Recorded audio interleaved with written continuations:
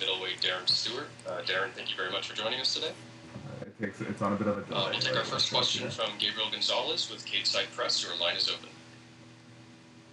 Darren, you're coming off a big win in your last one. How did that affect the mood for this mini camp going into this latest fight? Affected it in a positive way because I'm coming off on a high. So there's no point of guiding myself. So as long as it up with that. Does it feel a bit like deja vu to come back to fight in Vegas again so quickly? You know, it's the same hotel, same venue, etc. Yeah, because if I unmute it here, babe, that thing is gonna happen that I was telling you about. Do you do anything like ask for the same hotel room, anything else, just so you know it just feels more familiar for you? Any sound coming from my computer. So like if I get a Facebook message, it'll make a ding right now. So if I turn that on, it'll. You fought some up-and-coming guys with height before, Emin Shabazian, Tyron Woodley.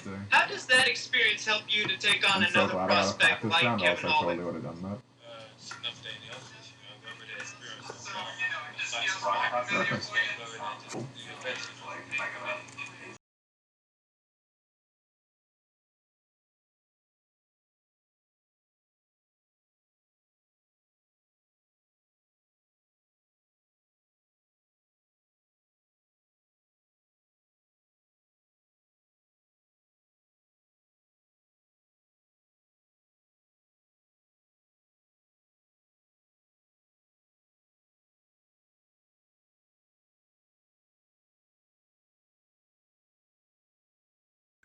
So I want to show that I can have it, you know, just have a war and just give it my all, you know. So, which I know people already know that anyway, but I'm not finished yet. There's a lot missing. There's a lot missing, and I'm not even talking about the wins I've had or losses I had or the knockouts, whatever. The stuff I do in training I haven't showed the world yet. You know, people jumping off their chairs because I got a guillotine. I've been doing that since training. I've been telling people. I'm training my cousin, my coach, doing judo, grappling. Michael Russell, do you know what I mean? Claudio Silva, London Street Fighters. Bit with Titan. I've been grappling. I've been getting it. It's just the world ain't seen. So I want to show this time as well on the striking side of things that I can have it. You guys know I can have it, but there's still stuff missing that I do in training that I haven't showed the world yet. So hopefully I can do it. Thank you, Darren. Good luck. Cheers. We'll go next to Jeffrey Harris with 411 Mania MMA. Hello, Darren. Can you hear me okay? Yeah, can you hear me? Yeah, I can hear you fine. Thank you for joining us today, Darren. So early on in your UFC career, you had your first win overturned to a no contest. So, and then you went on a 3-fight losing streak. So what is the mindset, you know, when you're on a losing streak and, you know, you've lost 3 in a row to kind of get past that and overcome that and sort of make a better showing as you have lately? I can't speak for no one else, but for me, it was a case of just don't giving a damn, stop caring. You know, I came back to the country as a winner and then I got overturned. Then I lost. Then I lost again. And the reason I was losing because it's me making mistakes and my mind wasn't there, you know, and I wasn't performing to the best of my ability. And it got to the point where I said, I don't care no more. I don't care about because remember, I came to UFC's unbeaten. So I was the guy, unbeaten Darren, you know what I mean? And then when I got like cheated and I lost 3 in a row, I was on the verge of giving up. And then people begged me not to give up. And I said, no, I can't do no more. And then I promised I'll carry on fighting. I mean, it got to the point where I just don't care no more, man. As fighters, you've got to stop caring what people think. That's what we do. It's not like the fighting what we do. We love fighting, but we care what people think. We're not thinking about the opponent. We're not thinking about the win or loss. We're caring about what happens after tonight. What are people going to say when we open our phones and go through social media? What is your friends going to say when they see you? You know what I mean? It's just like I lost them 3 fights because I put pressure on myself. Do you know what I mean? Like, if I lost the 3 fights in a row, but I did what I wanted to do, I couldn't care less. But I lost because I put weight on my shoulders, I put pressure on myself, and I started thinking about record. And, you know, I was hearing rumors, you know, like, you lose 1 or 2, UFC letting you go. So it's like, before I even got in there, I'm really putting myself down. And that's why I lost. Then it got to the point after the 3rd loss, I said, you know what, F it. I think it was the last fight of my contract as well. I said, you know what, I want to go in there, do what I want to do. I don't care what happens tonight. I lose, I win, I don't care what happens. And then that's why when I fought in Liverpool, I broke down crying because it was emotional. Like the guy came from lost 3 in a row, and then I didn't care I didn't care no more, and I just won, and that's how I broke down crying. So my message to people out there, fighters, they're not watching you, just go have fun, man. You know, you could win, yeah, but you could be boring. You can still let go. You could lose, be entertaining. They can keep you and get bonuses. There's money to be made in this game as well at a level. There's money to be made, so why are you caring? And that's what happened. I don't want to keep dragging it on, but that's what happened to me. I care so much. Now I just don't give a damn. But speaking of pressure, you fought last month and now you're fighting this month. Can you tell us the mindset and the difficulty in sort of prep time and doing such a quick turnaround for a fight like this? And I'm also curious how long you've had to prepare for your opponent, Kevin Holland, like when you found out you'd be fighting him. Yeah, the mindset's crazy. I'm still dealing with it now, and had no time to prep for Kevin Holland. My style's pretty good like that because I just go in and have it with anyone. So I don't need no game plan really. So I'm kind of gifted. Not many people can fight like me and do my style. Do you know what I mean? But the mindset of like fighting last month to now is crazy. After this one, I think I might need a little break. Whether decide to go out again, maybe end of November, maybe early December. But that gap that I had from last month to now is just there's no time. Like I came back. Remember when I told you guys I was planning to stay out here. If I stayed out here, it would be alright. But I had to go home because a little cut on my head. They suspended me for 30 days, so it didn't make sense staying here. So I went back home. As soon as I touched base in the UK, it was like, oh, all right, cool. Can't be asked now. But then I had to still maintain the weight because I could get called any time. Then I got the call. I had to quarantine for like 2 weeks, and then they're telling you to stay ready, but you're quarantined at home for 2 weeks. You can't go out. So how'd you stay ready? This is where I have to be mentally strong, doing my stuff at home. And then I think it was the last week of my quarantine, I got a call saying, you got to fight now in like 2 weeks against Kevin Holland. So now I had like basically 2 weeks to prep. I don't even call it prep. I don't know how it is in America now, but things ain't going that great in the UK. So I got no set schedule. So I literally wake up, call my cousin, call my coach. So what are we doing today? Okay, we're going here to spar. We're going here to train. We're going here to jog. I'm gonna go on a bike ride. I'm gonna go see my conditioning coach. I've got no time to prep. So when you think about it, the prepping time I had was 2 weeks. And back to your question, yeah, it's been mentally hard. I'm still dealing with it now. And the thing is that I've got to travel, which makes it even harder as well. So the process starts from me packing my bags. You know what I mean? Like the mindset starts from me packing my bag. It's crazy. It's crazy. I don't want to keep talking about it. It's crazy, but yeah, the mentality's not easy. Thanks for your time, Darren, and best of luck to you for this fight. Thank you. We'll go next to Damon Martin with MMA Fighting. Hey, Darren, thanks for taking the time.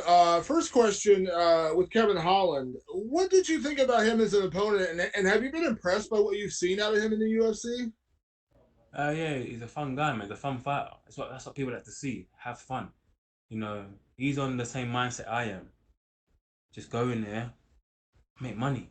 Make money for your family. Put on a show. It's what we love doing. Why are you going there proper serious? That's why people can't take him. People have a lot to say. People have a lot to say about him. He says this. He says that. The guy just having fun.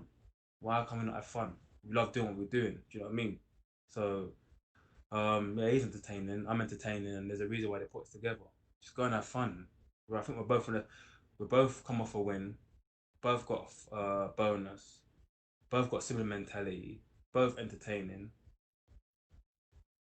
There you go. You got it there. So Let me ask one thing Kevin does in his fights is he likes to talk a lot during his fights. Talk to his opponents, talk to the crowd, he'll talk to Dana.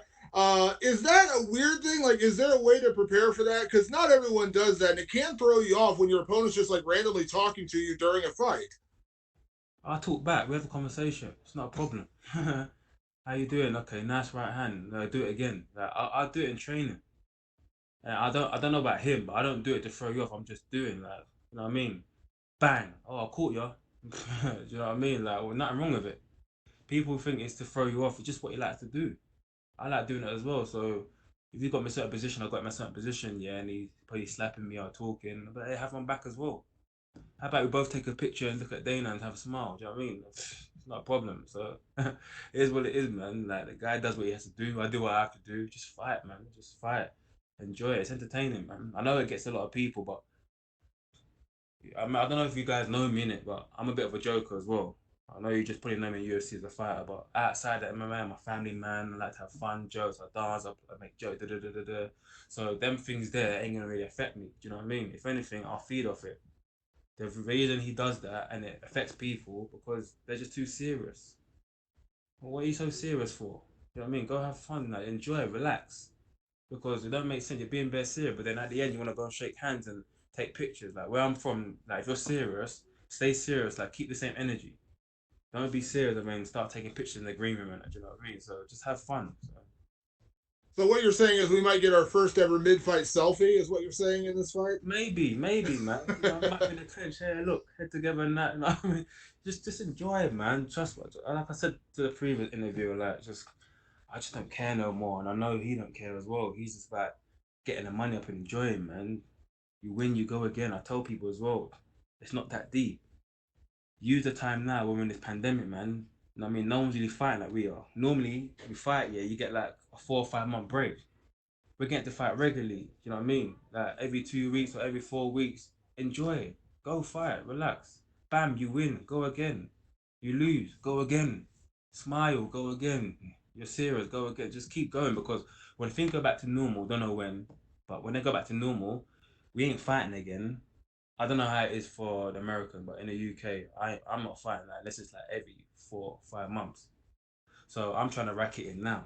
Do you know what I mean? So like I said, I wouldn't do it this close like I did this one because my body just. But I'm trying to go again maybe end of November, early December. If not, we go again January, and I'm gonna keep going while this pandemic's on, racking it in, get the money up. But when the next wave comes and we can't travel, you got to ask yourself a question: did you make enough money? Because I don't know about other fight, but I don't work. I don't work. My family man, missus don't work. I've got 2 kids. I need to make money. Right now, it's not about rankings and crap like that for me, man. Win, lose, draw. It's about fighting, having fun, making my money. So. I love it. And last question, Darren. Obviously, your focus is solely on your fight, but I got to ask, there's a big main event on this card. Tyron Woodley against Colby Covington. Can I get your pick or prediction how you see that one playing out? Oh, you're trying to make me snitch, is what we call it in the UK. You're trying to make me grass. Oh, how you gonna do this on camera? Look, I want Woodley to win. Yeah, but Kobe's got it's a work rate. It's a work rate. How you making me snitch on camera? You're a bad man. You are very very bad man. But yeah, Kobe's guy, man. Like he can fight. He can. I can't. I gotta be like. If you want an honest opinion, like Kobe's work rate is mad. And we've seen it so many times. Yeah, work rate plays a part. In MMA, you can be one puncher, this and that. But if you can keep going and pushing your opponent and breaking your opponent, which is what he does, it's gonna be a problem. He does it on the feet. He does it in the grappling. He does it on the ground. So I'm gonna say to you, yeah, that I want I want Woodley to win, but I think Kobe might edge it. That's what you're getting from me, man. Thank you, Darren. We'll take our final question from Stephen Morocco with Fox Media. Yeah, Darren, what you were talking about going through between these fights sounds absolutely horrible. What do you plan to do afterward to sort of get your mind right? Have a break, man. I need a break, man. Like I said, if I stayed out here, it wouldn't be a problem because I know I'll fight maybe like 2 weeks after. So I know I'll be out here, UFC look after me, keep the weight down, blah blah blah. Once you touch soil back home, it's draining. We're flying and we got to fly back here, get the weight down. It's hard work. So I think after this one, I'll like a break. Like I said, I'm not gonna promise nothing. I'm looking at maybe again end of November, beginning of December. But it's just how my body keeps up. I don't know how this fight's gonna go. Doing 2 back-to-back weight cuts could be a dangerous thing. What I'm doing, who knows? But I'm doing it for a reason. Do you know what I mean? I'm doing it because I love the sport.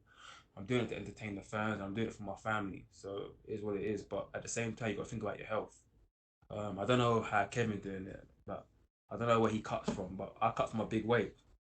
I went back to the UK and I was like, probably I went back up to like 97 straight away, bang. And then, like I said, they had to tell me to stay ready. But how can I stay ready if I'm quarantining? I can't go nowhere. So we're struggling. We're struggling at home. Do you know what I mean? Like, can't have certain foods. missus and kids eating popcorn, ice cream, and you're just sitting there like grumpy, like you can't have it because you've got to stay ready. So yeah, back to your question. I think I'm gonna have a little break after this, man. I need it. If I walk near the weight, it's not a problem, but I don't walk nowhere near 84. Don't be fooled right now. I'm looking skinny because I'm cutting weight, but I am big. So I need a break, man. I love my food as well. So What do you walk at? normally, how long are we talking though? Would I walk out when I'm not fighting for a long time? Sure. Oh, Yeah. 100 easy. 100 easy. 100 kilos. Yeah, easy, man. That's on my legs. I carry a lot of weight in my legs. You know what I mean? All the rice and peas and jerk chicken, the hard food and Caribbean food. You know how it is. You know what I mean? So All right, man. Well, best of luck. Thanks a lot. yeah, thank you. Okay, thank you very much, Darren. You're all set. Cheers, thank you.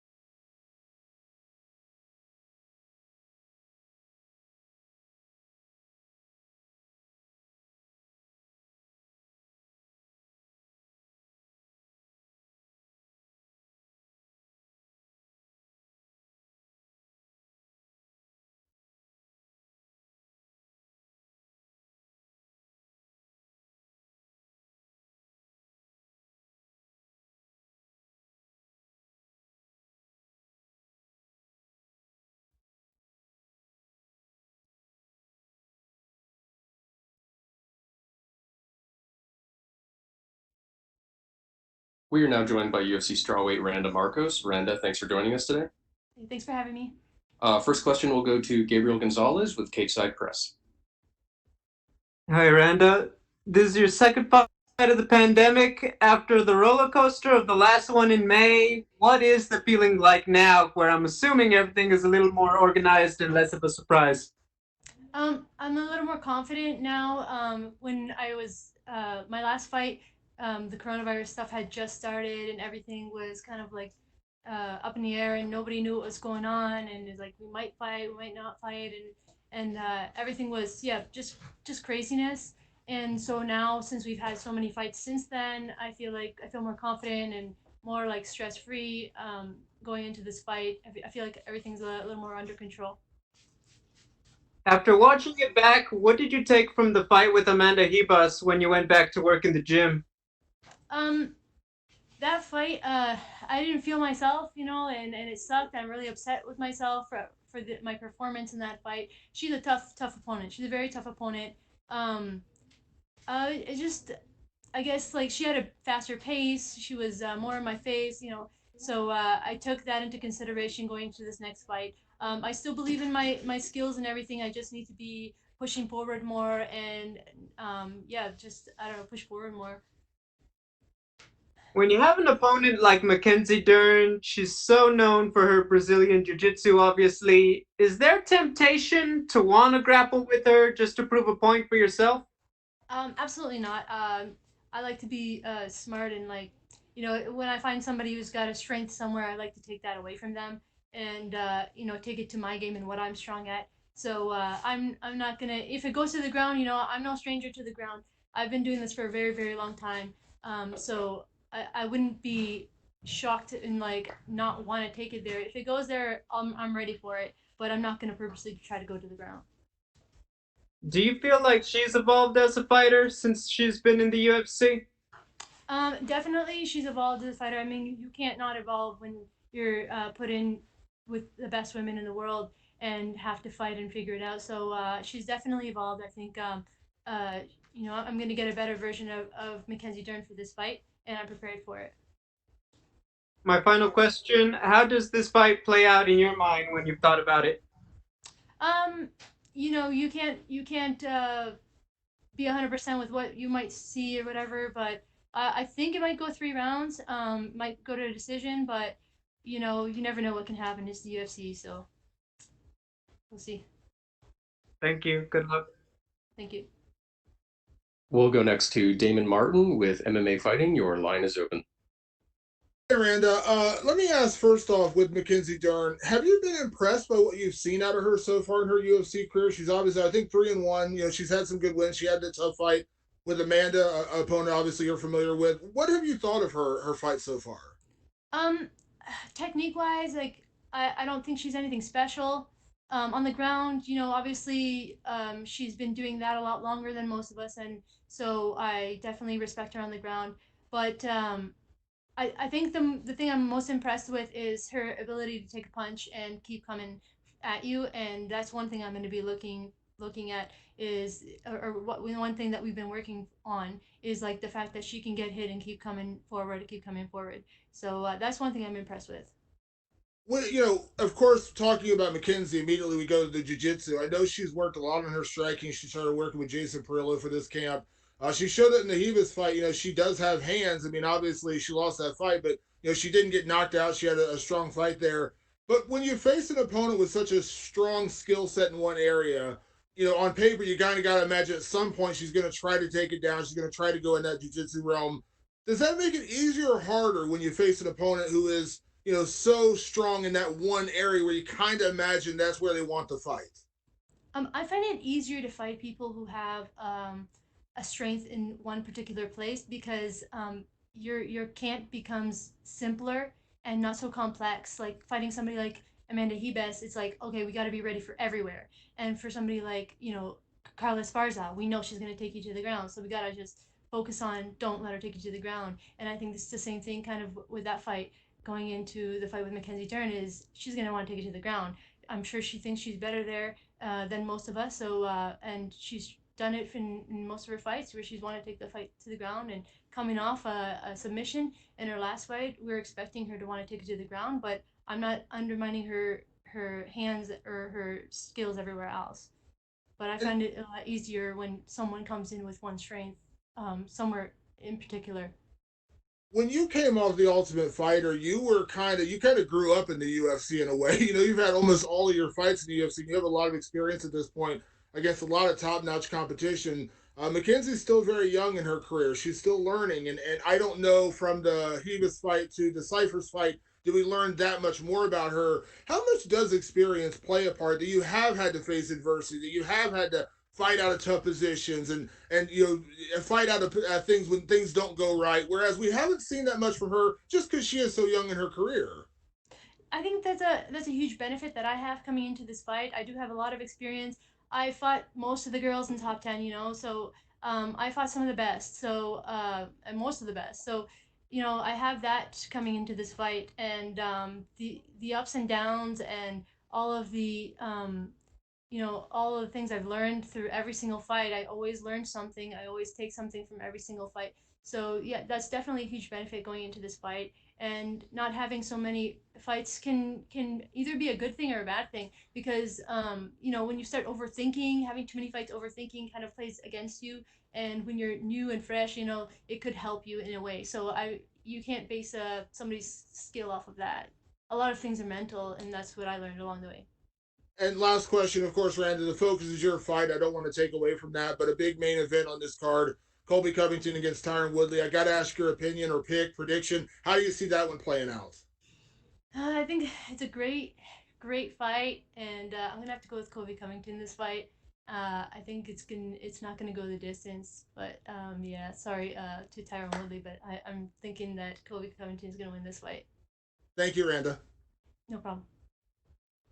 We'll go next to Jeffrey Harris with 411 Mania MMA. Good afternoon, Randa. Thanks for joining us today. No problem. We are coming up on the 6th anniversary of your UFC debut, so that's over half a decade. So, when you first came into the UFC, women's MMA was still fairly new to the promotion. So, can you speak at all about, what this journey has been like for you, becoming a UFC fighter, a veteran, and now you're fighting on ESPN, and what that experience is like from your perspective? I think my experience with being with the UFC and being here for so long and being able to have the opportunity to fight like most of the girls, most of the top girls, it's been an honor and it's been amazing. But I feel like I have so much more to prove, and I have so much more to do and so much more to accomplish. And um, it's been great and we've evolved so much. I think we have one of the toughest divisions, if not the toughest divisions in the UFC right now, with the strawweights. And it's come a long way, and we've proven. Also, Randa. Oh, Yeah. okay. Sorry, my connection bugged out there for a second. Also, Randa, do you have any thoughts on the whole decision matter and the judging? Because most of your losses in the UFC are by decision. Is that something you're looking to avoid here with Mackenzie Dern? Just because Um, you don't want a bad judge's decision here. no, obviously I've been in that situation many times, and it sucks, especially when you feel that you've won, and if your opponent says they lost, you know what I mean? It sucks, but you gotta always remember, like, you gotta give it everything you have, and whatever happens at the end, you know it's not in your hands. And that's one thing I've learned along the way. But yeah, I never go in there wanting a decision. I never go in there wanting a decision, but it happens. These girls are tough, and we've both worked very, very hard to be there. And we're not going to just, if it happens, it happens. But I'm never looking for a decision. Last year you fought in defeated Angela Hill, who last week headlined a UFC card against Michelle Watterson. Did you see that fight? And what did you think of the judge's decision for that fight? And did you think Angela Hill did enough to win, or did you agree with the decision? That was another fight that I had where, a person comes in there with one kind of strength, and you take away that strength from them, and you can beat them. And that was one thing that I was focused on. And watching her fight go the distance, 5 full rounds, where I took it, in the first round, and I ended it. It really made me realize, I'm always learning about myself, and I kind of like don't give myself enough credit. Watching that fight, I realized, like, man, I'm freaking tough. I ended that fight in the first round, and they went the distance. So but it was an awesome fight. Both girls are tough as nails, and both, I feel that was a great matchup too. And it's all about matchups. That was a great matchup. They both kept it standing. They both, they both, like, their strengths are obviously stand up, and it's a great fight. One thing I love about MMA, I think this is a great sport for upsets and for underdogs. Would you say you're the underdog going in against Mackenzie Dern, and do you think that uh, gives a good platform for you for this fight? Yeah, going in there as an underdog is not something new to me. I'm almost always the underdog, but it just gives me no pressure, and I'm not looking at this fight like that. I'm just looking at this fight like I lost my last one. I'm really pissed off with myself, and this is the opportunity for me to prove to myself that that fight doesn't define me, and I'm just gonna go in there and have fun and do what I've been training really hard for, and whatever happens, happens. Uh, Thanks for your time, Randa, and best of luck for this matchup. Thank you. We'll go next to Mike Bond with USA Today. Your line is open.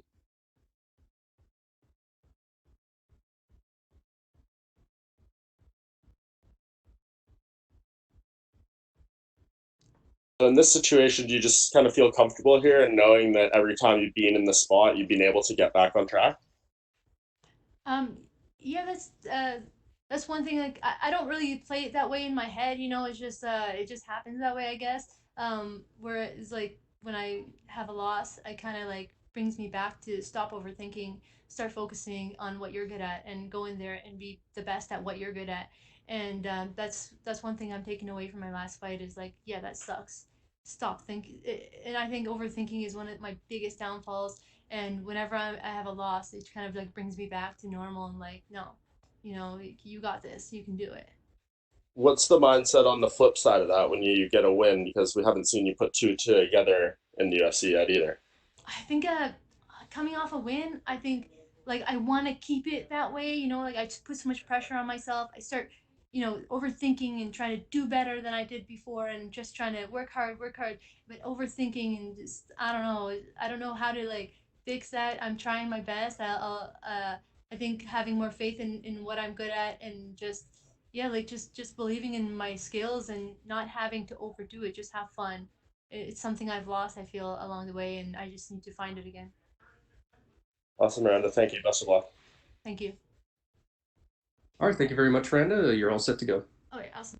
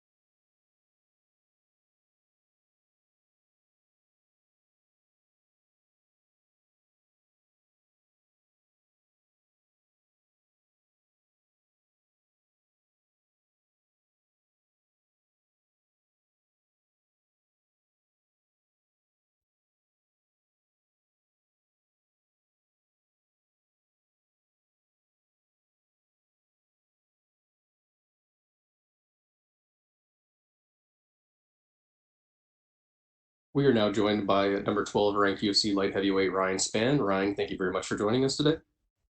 No problem. First question goes to Gabriel Gonzalez with Cape Side Press. Hello, Ryan. Hello. So you've officially passed your 2-year anniversary in the UFC, still undefeated in the company. How you describe the ride so far? I don't even think much about it, man. I just keep going, keep looking forward. I didn't even realize it's been 2 years. Well, congratulations all the same. Thank you, thank you. You're up against a guy with the style of Johnny Walker. What's the most difficult part of preparing for a guy who's so unorthodox like that? I guess the unpredictability, if that's a word. I think I just made that up. I don't know. I'm cutting, so I can do that right now. The fact that you can't really predict what he's gonna do because he more than likely probably don't know what he's gonna do until it just bang happens. So that, not being predictable. Do you bring in guys specifically, he's a very tall guy for the weight class. Do you bring in new people to mimic him, or what do you do with that? I don't need to, man. I've been training with Kennedy and Zichiku for 3 or 4 years now, so I think I got his name right. Yes. I hear you. Do you expect him to fight a little differently because he's lost 2 straight? Obviously, like any fighter, he definitely doesn't want to be down 0-3. I mean, I would assume so. He's making moves around, going to different camps and all of that. So, I mean, I would think maybe. I don't really know. I just execute what I'm gonna do, and it doesn't really matter. Final question for me. For yourself, what do you most want to show in this fight? That I don't know. I don't even think about it. I just want to win. He's ahead of me. He got the number that's better than mine, and I just want that number, a better number. So I really don't think about what I really want to show and whatnot. Just get the job done. Thank you, Ryan. Good luck. Thank you. We'll go next to Damon Martin with MMA Fighting. Your line is open. Hey, Ryan, obviously you got a win in your last fight, but it was a battle, and it was kind of the first time you had to dig deep in the UFC. I know it wasn't much of a battle, man. I don't mean to cut you off, but it was more. He had 1 good minute and 15. Well, what do you take, like, when you have that where you have that 1 minute of maybe a bit of a scare there? Like, what do you take away from that? Do you just kind of move on and just not think about it, or do you learn something from that kind of moment? You kind of eventually get to the point where you move on, but in all things, you want to grow and become better either way. But like as far as the scare, it wasn't much of it. I was fine the entire time. It wasn't like I was gonna get finished. It was like I was there thinking and I was coherent and whatnot. It just looked bad. I give him that, but it wasn't much of a scare. I knew how much time I had. Yeah, you mentioned the ranking part of Johnny Walker has that number, and that's what's most important to you. We're kind of at a restart in a little bit of a way of the light heavyweight division. John Jones is gone. We're going to crown a new champion very soon. What do you think about the light heavyweight division right now? Is it kind of fun? Not that obviously John Jones amazing, greatest of all time, but we are kind of at a point now where we're going to kind of have a reshuffling of the deck. I don't think much about the division. Like as far as John, it was more I was looking more towards the lineage of the title being broken. Other than that, man, I don't care. I don't know. Whatever happens. All I know is I do my job this weekend, and I become maybe two fights away from a title fight. Let me ask, because Johnny coming into the UFC had several big wins in a row, and immediately people are talking about him fighting John Jones, and he's the next big thing, and he's this and he's that, and he loses 2 fights in a row, and now everyone's suddenly saying, "Oh, he was never that good. He's a bum." And so the weirdest thing about hype in this sport. What do you think of Johnny Walker? Is he more the guy we saw in those first couple fights where he was tearing through people in 15 seconds, or are we seeing more reality now that he's kind of facing different competition? Like, where do you feel like Johnny sits in terms of talent? I don't know, man. It's not my concern. I just want to beat him, finish him. And last thing, I don't know. I'm not gonna give my opinion on that one, but Yeah, I just do my job. And last thing I've been asking everybody, obviously big fight this weekend, beyond your fight, main event, Colby Covington, Tyron Woodley. Do you have a prediction? Do you see how that one's playing out in your mind? I don't know. Tyron looks good. Just passed him in the hallway. He looks good. And I'm a fan of Tyron, so maybe that's probably, if I had to pick, that's what I would go with. But I don't think past anything, like really get my fight done and leave. Thanks, Ryan. Thank you. All right, thank you very much, Ryan. You're all set. Awesome. Thank you.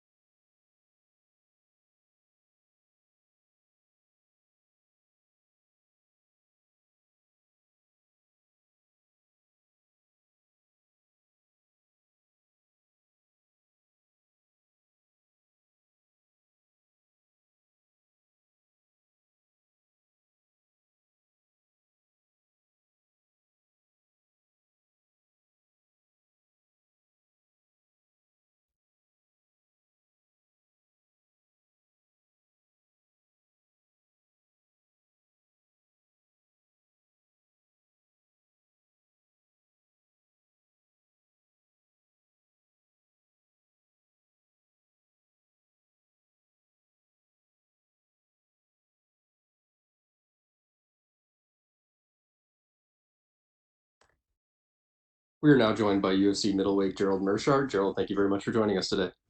Hey, thanks for having me. First question goes to Danny Segura with MMA Junkie. Your line is open. Hey Gerald, how's it going? First of all, you had tested positive for COVID, and that had taken you out from a couple bouts. How are you feeling now, and how was your experience dealing with the virus? I feel great now. It's like nothing ever happened. I was very, very fortunate in that for me, I had a stuffy nose for like 2 days. That was the extent of it. I didn't lose taste or smell or anything like that. I didn't have a fever. So I just happened to be, I don't know how rare or common it is, but for me, it was just my case that I was fine. Yeah, and you're taking on someone that is sort of taking the MMA world by storm, and a lot of people are building a lot of hype behind this guy. And you've spoken in many interviews how you kind of felt a little bit disrespected that they're already talking about a future opponent beyond this fight. Now that the bout's a lot closer, how do you feel? Do you still feel that way, or has that sort of feeling dialed down and you're more focused on the bout itself? I'm focused on the bout, but I still feel that, right? Because it's one thing if you want to name names for after, because guys have done that before, or even try to say I want to fight, really often and try to say like, oh, if I could get another one in 2 months. But he's naming names and dates and trying to like literally set up his next few fights. So that kind of rubs me the wrong way. Yeah, for sure. By the way, have you gotten a chance to see him throughout fight week? Yeah, we passed each other in the hallway earlier today, and I mean it was pretty quick. He tried to like I think he was trying to talk trash to me. I think he just kept saying like don't talk too much. And I was kind of like, yeah, okay, like we're fighting Saturday, so we're not going to do anything now because I want to make money. I don't know what his deal is. And not only that, but I don't think it's like a very cool thing to like flex when you got, a bunch of your friends with you and stuff. Like I had one guy with me, he had a bunch of guys with him, but it's like, dude, like I get it. You don't have to like me, I don't have to like you, but let's just save it for the cage. Right. And we've seen a lot of fighters, compete in two weight classes, right? Usually lightweight and welterweight, maybe light heavyweight and heavyweight, and different weight classes like that. But not often do we see a guy that goes back and forth between welterweight and middleweight. Now that you got to see him, through fight week, what do you make of his size? Like, do you see him as a middleweight? He's got the height of most middleweights, but he's really skinny. Like he is not that thick of a guy. So if nothing else, I don't understand how and I'm sure he believes it, how he believes that he's gonna put his hands on me and be able to do anything. Like he doesn't look big enough, But he's probably pretty fast because he's gonna be lighter. His technique isn't bad at all, but you still got to have some kind of power to do anything, especially in grappling. And I'm a pretty strong grappler myself, so I don't think this is the weight class for him. Right. That's what I was going to ask you. Like usually in boxing and striking sports, maybe weight might not be as important, but grappling obviously is something that's very important. We know he's a grappler. We know you have very serious grappling skills as well. Do you kind of look at the size advantage that you have and kind of, does it give you a little bit of confidence? Oh yeah, it gives me a little bit of confidence, but even besides all that, I'm confident in everything. I have way more experience. I have way more options as to how I can finish the fight, and I think he likes to talk about me talking a lot. Really, I haven't said anything bad about him. He's just angry for no reason. But for me, it's like, dude, you're looking past me. Like you're the one that needs to, put some respect on my name and acknowledge when you're fighting a guy that has 40 plus fights, might be more than a handful. For sure. And lastly, I mean, there's no doubt that he's looked impressive in his UFC run, but one fight was against a newcomer. The other guy had a losing record in the UFC. You're obviously a veteran. You've been around for the game a long time. You fought some of the best at 185. Do you feel like perhaps he's being a little bit too overhyped? Do you think like maybe those wins that he had, that impressive sort of start that he's had in the UFC is a little deceiving, given the fact that the quality of his opponents? Oh, look, I've said it in many, many interviews. Do I think he's overhyped? For sure. However, you got a guy that, looks like another guy that's a champion, kind of talks like him and fights like him. And I think he probably got the record for like quickest turnaround, 2 victories in the UFC, right? So why wouldn't you push that guy, especially right now? Like if I'm Dana White in the UFC, I'm doing the exact same thing. So I don't, blame him for that or anything. But what I do take issue with again is trying to put names and dates on paper before you have your first fight. So like for him trying to set all this other stuff up, and he's talking about other people, talking about the Diaz brothers, I'm only focused on him. So I think that's going to be the real issue that I have with him. For sure. All right, man. Well, best of luck this weekend. Looking forward to the fight. Thanks. We'll go next to Pablo Santamaria with Noti MMA Ecuador. Hi, Jared. Can you hear me?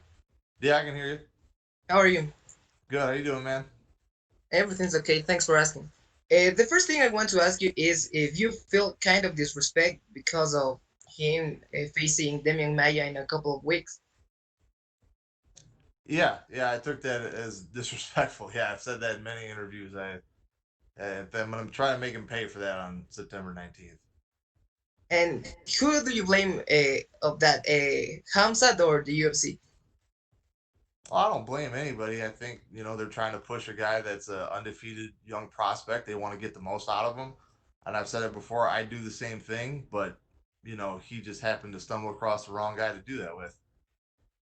I get it. You already fought under these circumstances on UFC 250. There was any different on this training camp? It wasn't that much different from my other fights that were, just before this. So for me, I'm used to it. Okay, and what's your prediction for the fight? Well, I'd like to submit him and get the new record, but who knows? I just know I'm going to get a finish. Okay, thank you very much, Jarrell, and good luck, and sir. We'll go next to Gabriel Gonzalez with Cageside Press. Hey, Gerald. I saw your interview with ESPN, and you said a line that stuck with me. You said you're never going to be the blue chip prospect, but you can be the miracle on ice. You can be Cinderella Man. When did you reach that point in your mindset? Because I think a lot of people would just be carrying not the chip, but the whole mountain on their shoulder with the circumstances of this fight. I mean, I pretty much had that mindset for a while now, right? Because it's been a long, long time since I've had, not that many losses. We're talking probably, I think 2010. I think I had 4 losses at that point. Maybe you could have considered me a prospect, but since then, I usually it goes my way, but sometimes it doesn't. When you fight that much, it happens. So I've always understood that, for me, it's going to be if I work hard enough and I really want it enough, people aren't going to look at me and expect me to be the next big thing. I got to go out there and prove it.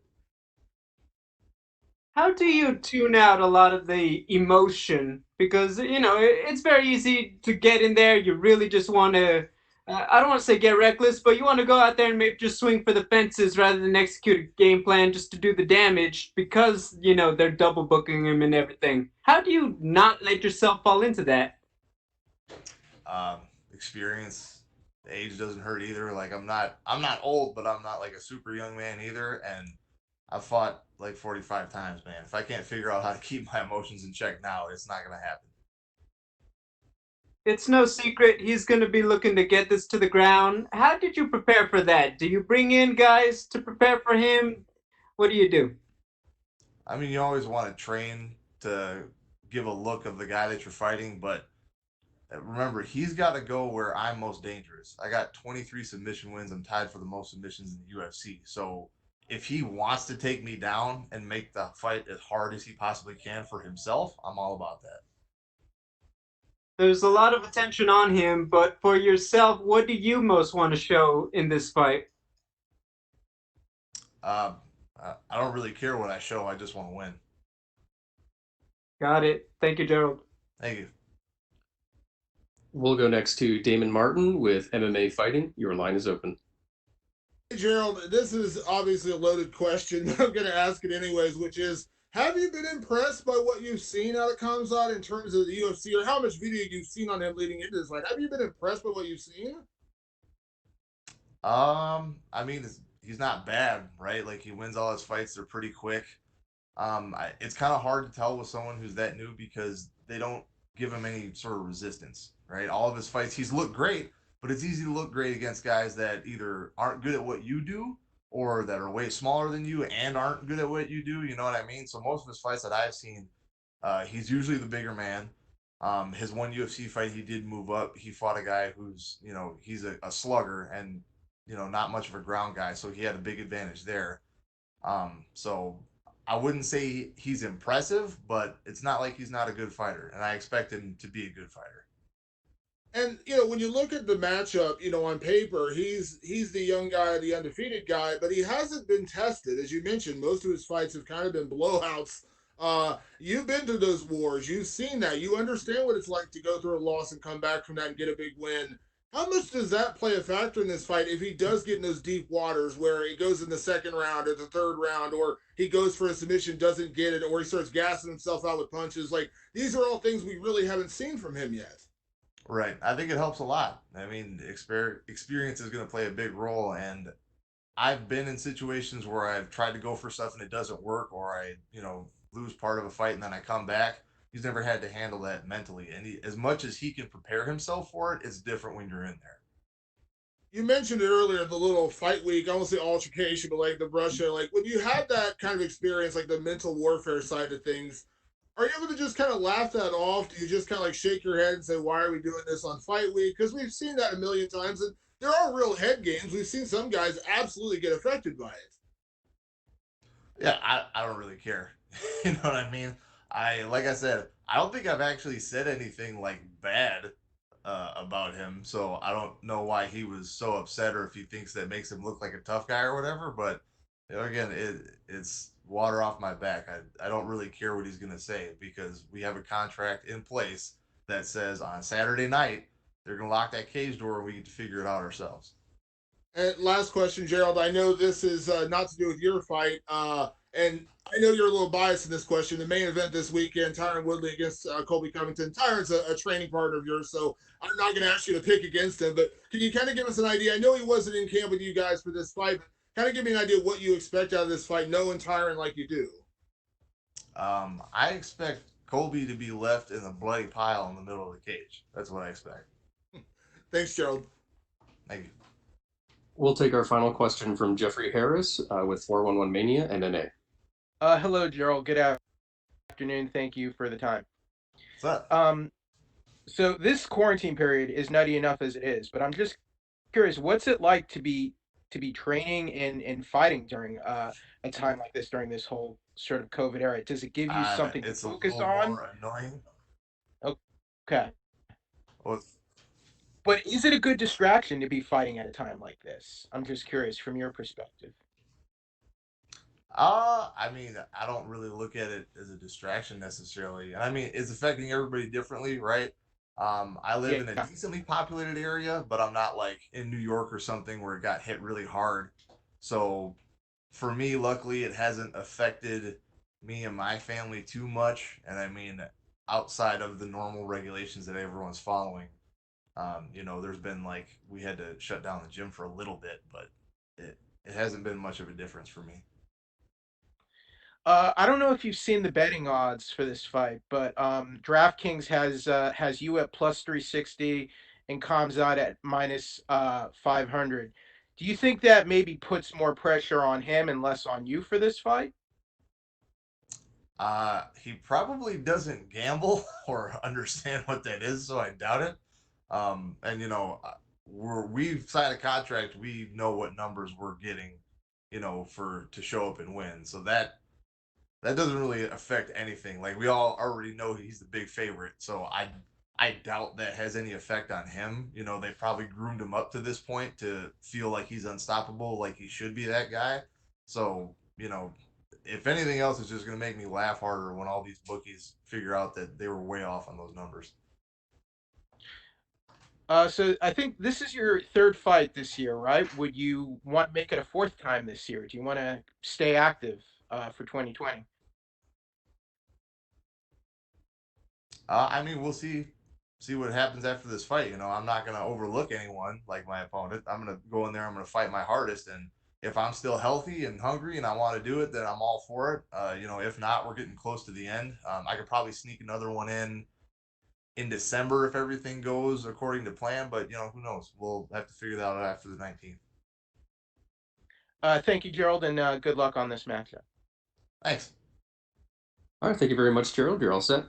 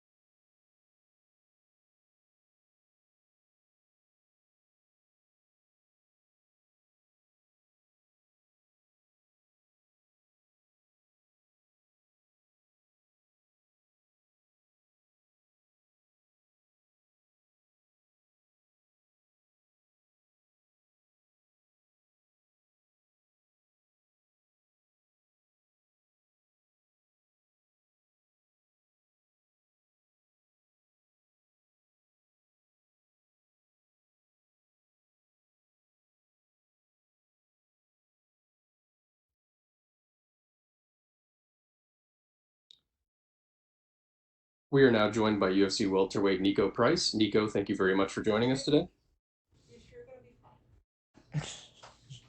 I'll be good. It's just look here. All right. You're not gonna do anything else. Look here and talk. Okay, we'll take our first question from Ezekiel Bergonzi with Somos MMA. Okay.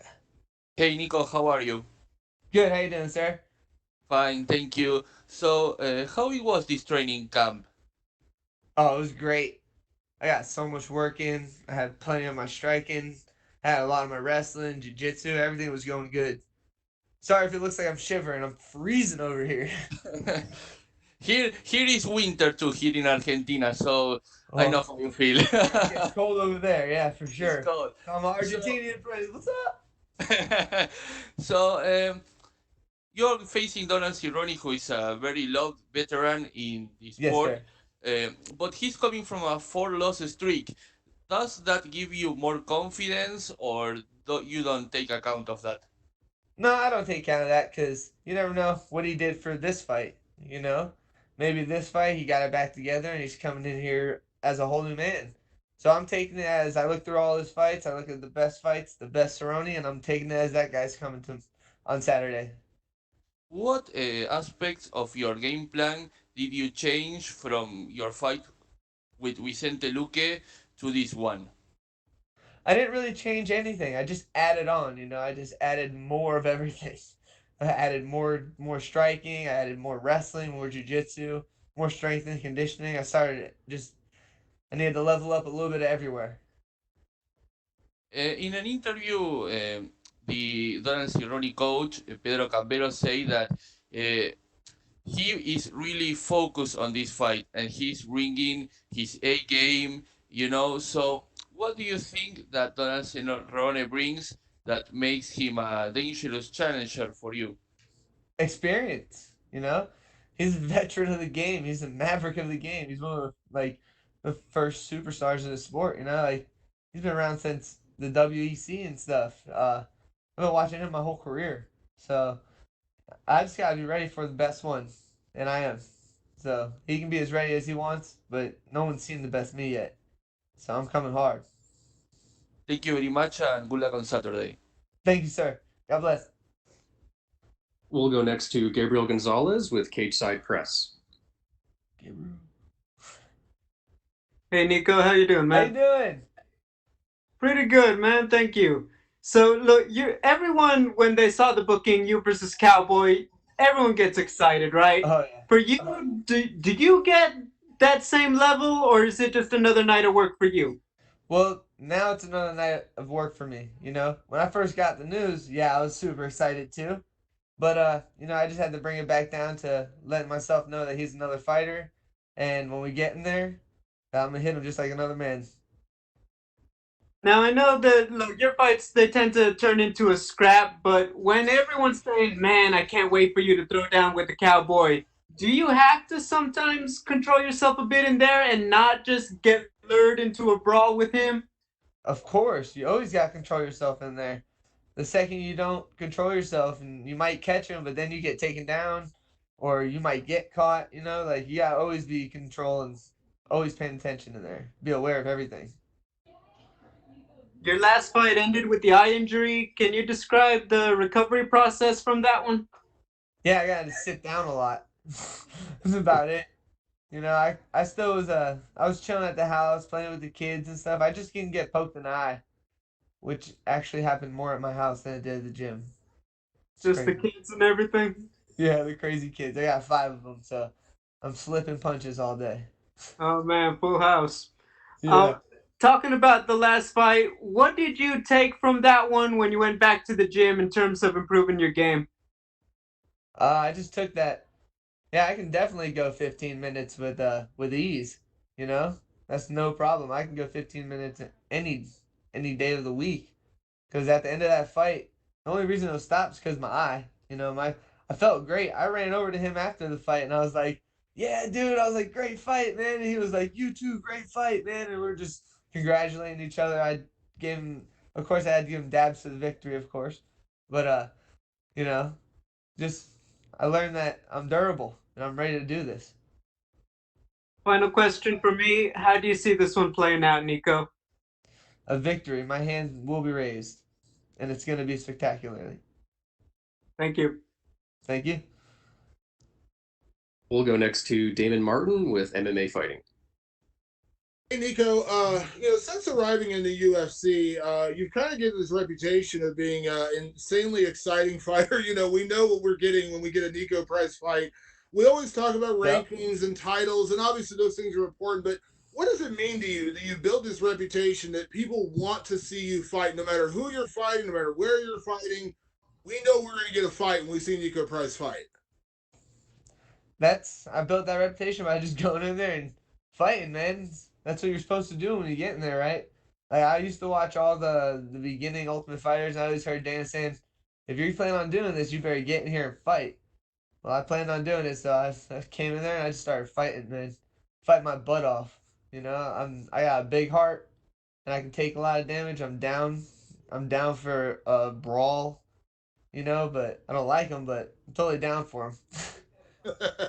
Do you feel like in this particular matchup, we've seen Cowboy involved in some of those, but we've also seen him get, he's taken some punches over the years and things like that. I mean, do you feel like if you can draw him into your style of fight, that it might be tough for him to hang with you for 3 rounds, especially at welterweight, which is not typically his home weight class? Well, yeah, he's normally a 55er, but he's done some work at welterweight too. I'm not overlooking him in any way. I'm not looking at him like he's littler than me or anything. Like, he's a big dude. He's 6'2". I saw him over in my last fight versus Vicente. I was sitting next to him. I was like, yeah, he's totally welterweight size. But I'm not looking past anything. I'm just here. Another name on the list, and I'm ready to get my dub. And you're going in to get your win. There's going to be a lot of questions coming in about Cowboy coming off 4 straight losses. How does he bounce back, things like that. But do you have to be careful of a guy like that because he's kind of like a wounded dog right now? Yeah, he can come at me as hard as he ever did this fight. And I'm ready for that. I'm ready for the best Cerrone to come. I didn't overlook him in any aspect of my camp. I took everything serious, nutrition, my training, everything. Like, I'm ready. I'm here. I'm a brick house. I'm ready to do this. And last question, Niko. You guys are the co-main event, so obviously you're focused on your fight, but there is a big fight right after yours, the main event. I got to ask your opinion. Colby Covington, Tyron Woodley. Do you have a prediction? How do you see that one playing out? Man, Tyron's he was a champion, dude. He's always been like top level in my book, and then Colby is too. Colby's good. Colby's really good. He's technical. He's conditioned. He's a beast. He trains at one of the schools that I go over and train at MMA Masters. So there's a lot of welterweights over there. He can get a lot of work from a lot of different styles. So I hate choosing on the fights, but I might have to go with Colby on this one. If Tyron can show up, it could go differently. Have you worked with Colby? Back angry, he could come in and level some things. Have you worked with Colby much? I know you used to train an American Top Team where he trained and then Masters. Have you guys worked together at all? No, I've not. I've never got to work with Colby. Thanks, Niko. No problem. We'll go next to Pablo Santamaria with Noti MMA Ecuador. Hi, Niko. How are you? How you doing? I want to ask you, you were coming from a loss against Vicente. It was a really close fight until the doctor stoppage. So what did you learn from that fight? I just learned that I can definitely endure a strong, long fight and a lot of punches. So a lot of punches and kicks. So I know that I'm ready for this, and I learned a lot of experience doing that. Unlike in combat experience, it was awesome. I learned a lot during the Vicente fight. Okay. So, do you think Cowboy will be your toughest challenge yet? Your next fight's always your toughest challenge. Okay, you said that you want to end the fight in a spectacular way. So, would you like to finish Cowboy with a head kick? That would be cool. Yeah, that would be really sick. Kick the head kicker. That would be cool. Would you like to send a message to your Ecuadorian fans? What's up, everybody? Thank you very much, Niko, and good luck. Thank you, sir. We'll go next to Jeffrey Harris with 411 Mania MMA. Hi, Niko. How are you? Better than Custer. Thanks for asking. Nice. So I look at this fight on paper. I think stand up, action, kickboxing. But do you think Donald has an underrated ground game in submission game? And Oh is no. that somewhere you feel you can hang with him and compete with him well? I feel I can compete everywhere with him, honestly. I feel that his ground game is definitely it's not overlooked by me, and I don't know who would overlook it. He's amazing. He has slick jujitsu. He gets in there on those takedowns. He like gets deep on his takedowns. Yeah, no, I definitely don't overlook his ground game in any way, you know, and I don't overlook his striking in any way. But I do know that I have a strong striking game and a very strong grappling game, so I'm willing to put it up against him. Have you talked to Jazzwares yet about getting you an action figure? Let's get an action figure done for you. Dude, let's do it. Who do I talk to? You guys can put these abs on action figures? I'm just messing around. I'm not shredded. Because Donald Cerrone got one, so I feel like you should get one too. Yeah, that would be amazing. Whoever has to get me an action figure, contact me. I'm good. I'm ready to do it. Thank you very much, and I can't wait to see this fight, Niko. Good luck. Thank you, sir. You have a blessed day. We'll go next to Danny Segura with MMA Junkie. All right. What's up, Niko? First of all, those glasses look pretty interesting. Can we get a look at them? Can I show them? Oh man, I'm not getting in trouble for this, right? Oh, all right. Never mind. I don't think I can right now. Actually. Yeah, no, you're good. You're good. No, they fell. Oh, they fell off the balcony. Nikes. Yeah. Gone. Bummer. Real quick, obviously this is a big bout, big opportunity for you. What went through your head at the moment the opponent Donald Cerrone came, whatever it was, via email or call? What went through your head when you got his name? That's Yeah. what happened. I had 3 minutes of frozenness, and I just read it. I just kept reading it over and over, And I told my wife to come here, and I told her to read it to me. And then she realized what she was reading to me, and then she was like, "Really?" I was like, "You're reading it," And then yeah, and then I had to get ready to fight him. So I had to put all that behind me after that. I mean, you faced some really good fighters throughout your UFC run, obviously. But would you say this is like the one that excites you the most? I mean, Donald Cerrone, he's been around for quite some time. Totally, man. I like watch videos of him and try to do the things he does. Like I love that guy. He's a beast. Great style, great person, great fighter. For sure. Like class act. He's never like I don't think I've ever seen him like sour. I learned my sportsmanship from someone like him. Yeah. And Cerrone's obviously, been in some really big bouts. I mean, if you look at like the last 4 opponents that he has, those are all big fights, man. Dude, I know. Let me fight them too. What do you think it says about you that like, the UFC's willing to give you a name, not only that, but like also coming off a defeat in a co-main event slot? Yeah. Like I said, I'm blessed. I have blessings upon blessings put upon me. And all I'm doing is I'm trying to capitalize on all these blessings that I get and show you guys that I'm worthy to be here. Yeah. Show you guys that I'm not alone up here, even though I look like it. Yeah, God on my side. Yeah. And you had like many exciting bouts in the UFC. And recently, speaking with the media, Michel Pereira said that he was more interested in putting on exciting fights than winning. I wonder if that's the case with you. No, I like winning. The exciting stuff just happens, Like I love fighting. I love getting my W. Like the W, it just the reason I want the W is because it just helps me give another year towards my family. Every paycheck I bring in, because this is all I do. I don't have a side hustle. I don't have no side jobs. I don't have another company. I'm a UFC fighter, and this is how I make the money for my family. So I live fight to fight. So I have to capitalize on fight to fight, and there's no other options. Yeah. And Cerrone's a veteran of the game. He's been fighting for a long time.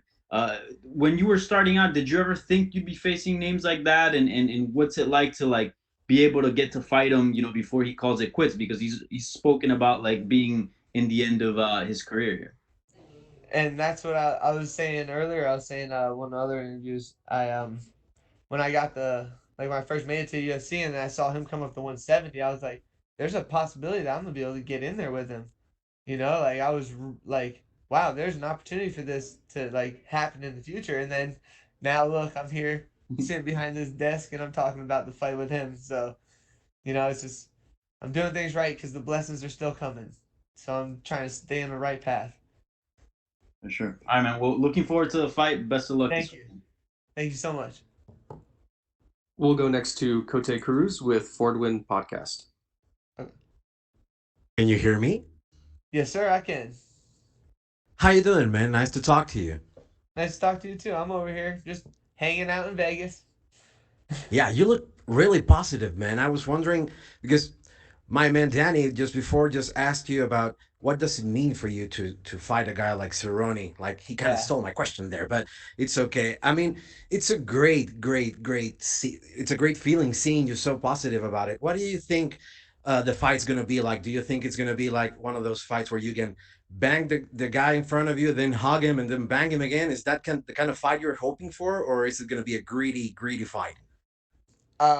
When I'm in there fighting, dude, I'm in there to fight you. It's gonna be grid, but I won't ever do like a cheap shot or nothing, like if he tries to high five me or something, I'm not gonna try to punch him right when he reaches his hand out for a high five or something like that. Yeah, I'll high five him back, of course, because I had that level of respect for him. You were talking earlier about this being your only job. Of course, it's a standard, right? This is what everyone in the sports tries to reach, right? But Yeah. I don't know. Maybe I was wondering, you have the right personality to do something like streaming, like video games or something. That's a good side hustle for you. Yeah, I could totally Do you do see? something like that. Do you like to play games? Do you have any favorites at the moment, or are you just? I'm actually not good at video games because You're not. No, I do all my times on the mat, man. I'm in the gym, in the ring. I'm getting chased by 5 kids. Yeah, that's. Literally. For the last 3 days before the fight, my son has been begging me to go fishing, and I have not been overtaken fishing because I just. How had old to is do your the work. son? Excuse me. How old is your son? I have 3. I have Yeah? 5, 2, and 9 months. Oh, so they're not really that much of aware of what you do for a living, right? Oh no, they know exactly what I do. Yeah. Yeah, they Are all know they how to excited do it. about the cowboy? Do you know? Do they know what it means to you? My daughter saw how excited I got when she saw the fight, and she was like, "Is this a big fight?" I was like, "Yeah, it's a big fight." I What? said, How does "It's that gonna make you change feel games." that your kids are so involved in this? Hey, if my kids want to do this when they get older, it's their decision. I'll support it either way if they want to or if they don't. Even my daughters. I have 2 daughters, 9 or 8 and 7. So if they want to do it, let them do it. I'm gonna be your coach though. Yeah, I can totally see you in the corner. Yeah. Oh no, I'm a good cornerman. I've cornered hundreds of fights. That's awesome, man. Well, best of luck on your fight. It was great talking to you. You bring a lot of positive energy, and I'm really, you. really excited about the fight. Best of luck, man. Thank you. Thank you so much. Oh, we'll go next to Augusto Niez-Gay with Somos MMA.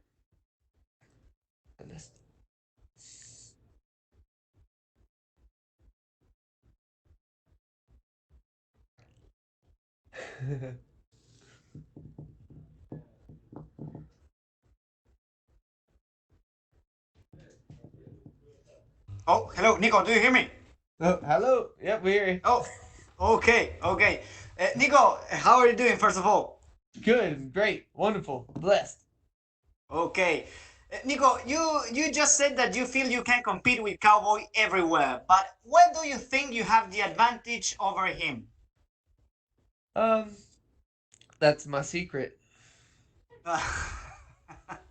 You know what Okay. I'm saying? Yeah. That's why I signed the contract. No, my advantage is, I don't know. I'm crazy. I'm crazy enough to go in there with him and be crazy with him. So. Okay. Sounds good. You also have mentioned Cowboy's experience. How do you counteract that? I mean, is there any way to deal with that? Yeah, make it something that he's never been through. Or something he does not like You know? Okay. Yeah, sure. And well, you're going to face obviously maybe one of the most loved guys in the UFC. Does this makes any Yes. difference for you before the fight? No, it doesn't make me feel different. I've got some funny messages though. You know, that's how I know Cowboy's really loved. He's got a lot of good fans. What about those messages? Oh, What did they say? You're gonna lose. Cowboys gonna beat you. I'm like, oh. At least they didn't cuss at me though. You know? Okay, Nico, and my last one. This is obviously a really good matchup and a fun-friendly fight. I want to know, do you think this could be even better with a crowd in a big stadium? Would you like that? Like I said, the crowd doesn't bother me. No fans don't bother me. I just like getting in there and letting it go, man. Just fighting people. It's really fun.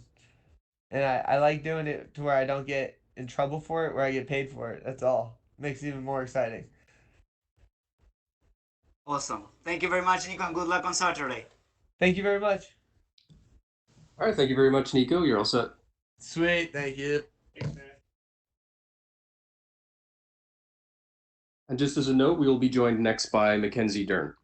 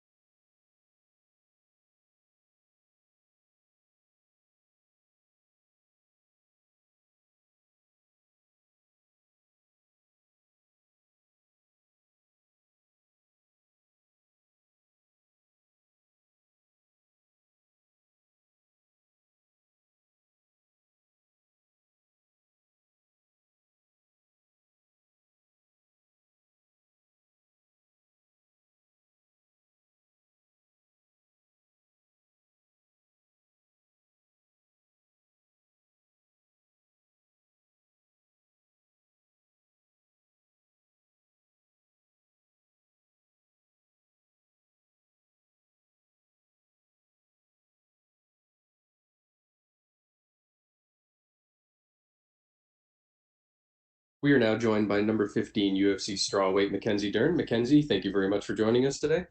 Hi, thank you for having me. Our first question will go to Gabriel Gonzalez with Capeside Press. Okay. Hey, Mackenzie, how are you? Hi, I'm good. How are you? I'm doing very good, thank you.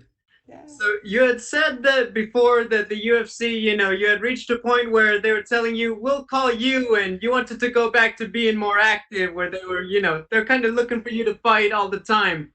This is a nice turnaround. Would you say you are finally back to that point? Yeah, I mean, after my last fight with Hannah, on the adrenaline after the fight, I said like, man, I'm ready to fight.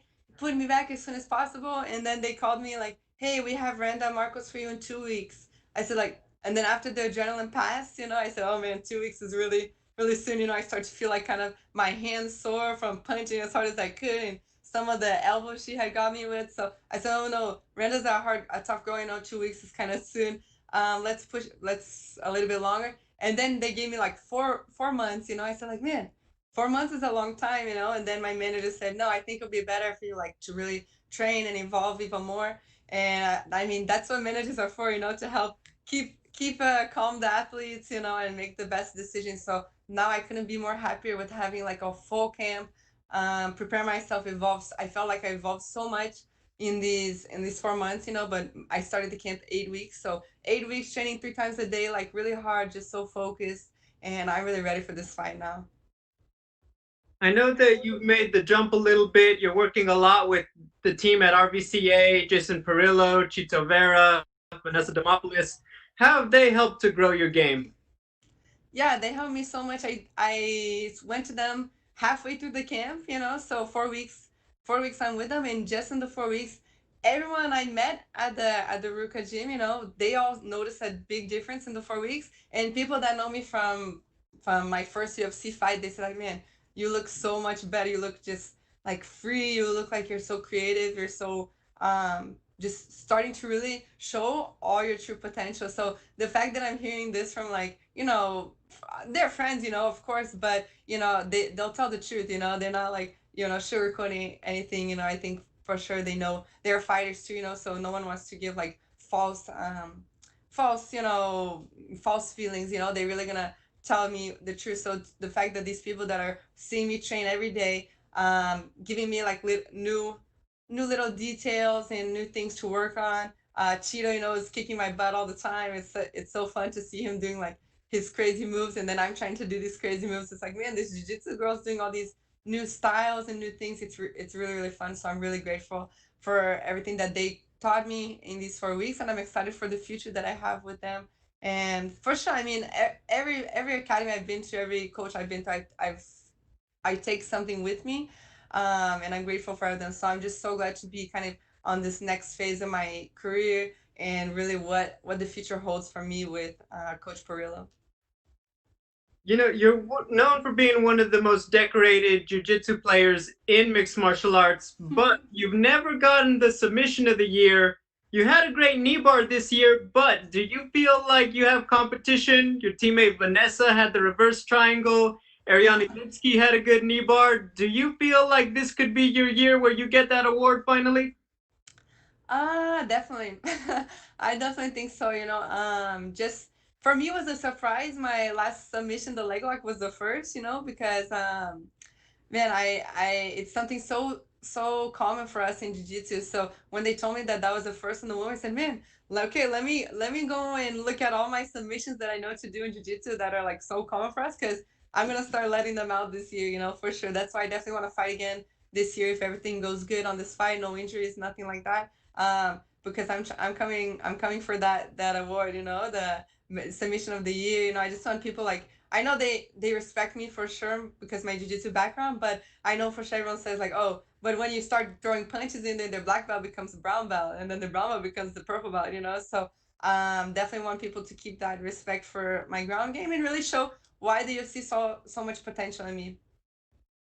My final question, when you're so well known for jiu-jitsu, obviously, the first thing, well, work on your striking so you could be more dangerous. How do you balance that? Because obviously you want to be better as a striker, but you still want your jiu-jitsu to be so sharp because that's where you're the biggest threat.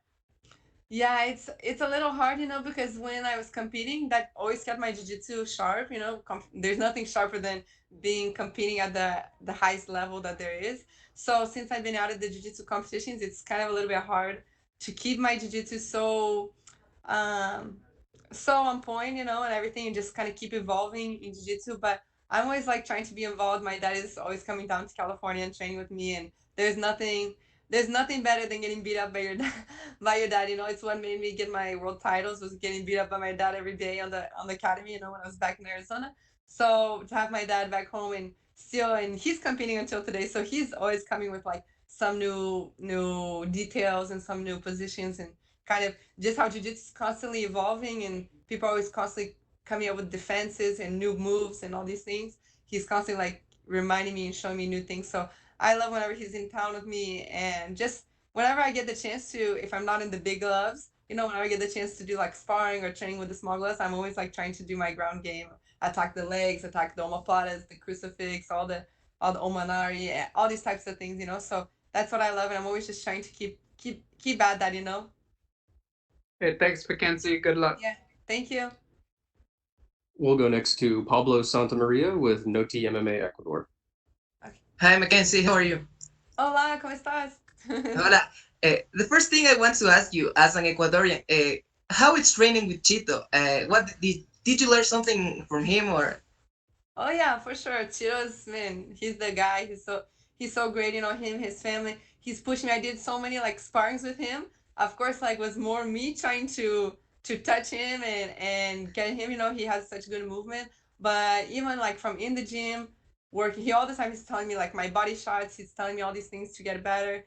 And then of course like starting to train with him, we said like, okay, let's go watch his fights when I get home. Then we start to watch his fights, and I'm seeing like, now on the training, I'm doing like elbows like him, knees like him, So I'm really like have Cheeto as a good inspiration for me, and just to help push me. I'll be at home and getting close to the camp, and then I see like on Instagram Cheeto's at the gym, and I feel like, man, Cheeto's at the gym. Okay, I need to be at the gym too because he's number 15 on the ranking too, and helps like push to have another top fighter going after the same dream as you. Um, and help push each other. So if I see his training, I think like, yeah, okay, I need to be training too. Like, okay, so let me go to the gym, get that. I see him running, okay, let me go run too. Okay, he's doing this, I want to do that too. So it helps push me and try to be the best too. If I can be like the best, like the men's division, then I think that I'll be the best in the women's division too. I get. Where do you think Randa is more dangerous? Rand, I think she's the most danger on like her counter attacks on the stand up.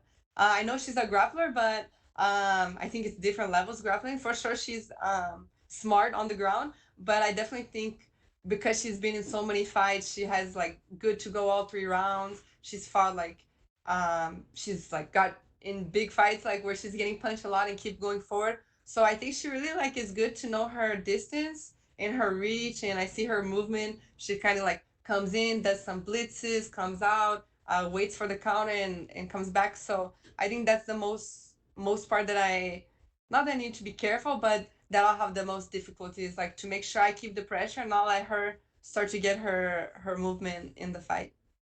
Okay, if you get the victory on Saturday, you would like to face against Amanda Rivas to avenge your loss? I think eventually, yeah, I would like to face her, but not now. I think me and Amanda will definitely fight at the belt. I think that we have so many, especially now that the Corona, people are like fighting so often. So some people are like winning, winning, winning, then lose or lose, and then win. They have so much chance to like change the record really fast right now. And I think Amanda has so much all the potential to get the belt, and I think me too. So I don't know what's ahead of her, who she has for her next fights. I know definitely we both on the ranking, so our future fights are just getting harder and harder and harder. So I don't know if I'll get to the belt before her, or she'll get to the belt before me. But I definitely think that if we have the rematch, will be during the belt, or with me in the belt and she challenging me, or her with the belt and me challenging her. Okay, I get it. And my last one is, what's your prediction for the fight? My prediction for the fight, I think that I'm gonna go in there and pressure her so much with the striking, and I think I'll hurt her on the striking, and maybe she'll knock down, and I'll get like a really amazing submission and get the fight bonus. Okay, thank you very much, Mackenzie. Good luck on Saturday. Thank you so much. Gracias. We'll go next to Jeffrey Harris with 411 Mania MMA. Good afternoon, Mackenzie. Thanks for joining us. Hi, thank you for having me. So last year, you experienced the first loss of your MMA career. So what is the emotional state like when you have that first loss and then you're come back and you're able to win your next fight, and sort of, get that rush of emotion again? What is it like, going from, the loss and being able to overcome that for your next fight and get a win? Yeah, first, like, definitely it sucks to have like that zero taken away from the record, was so nice and pretty to have that zero there. Definitely like something's changed. Sponsorship wise, I think like kind of some opportunities change a little bit, but the fact like to be able to get back in, I don't know, I feel like I'm a totally different fighter, now. I think I have got so much momentum now in just my training, my mindset, everything is so good, and I'm just so much more focused than I ever was. That and I'm hoping that everyone too that follows me, that's kind of seeing that what's happening in my life, they notice that too. It feels great to be able to like get that submission, come back on the winning streak. Of course, was just one, so obviously this fight I'm trying to continue the winning streak, and now I'm in number 15, so that's where I was when I became pregnant. So I'm kind of like, okay, I'm back to where I left off of, and I'm even like 10 times better. I'm in better shape than when I fought Amanda, and better shape than when I fought Hannah. I'm stronger and I'm leaner.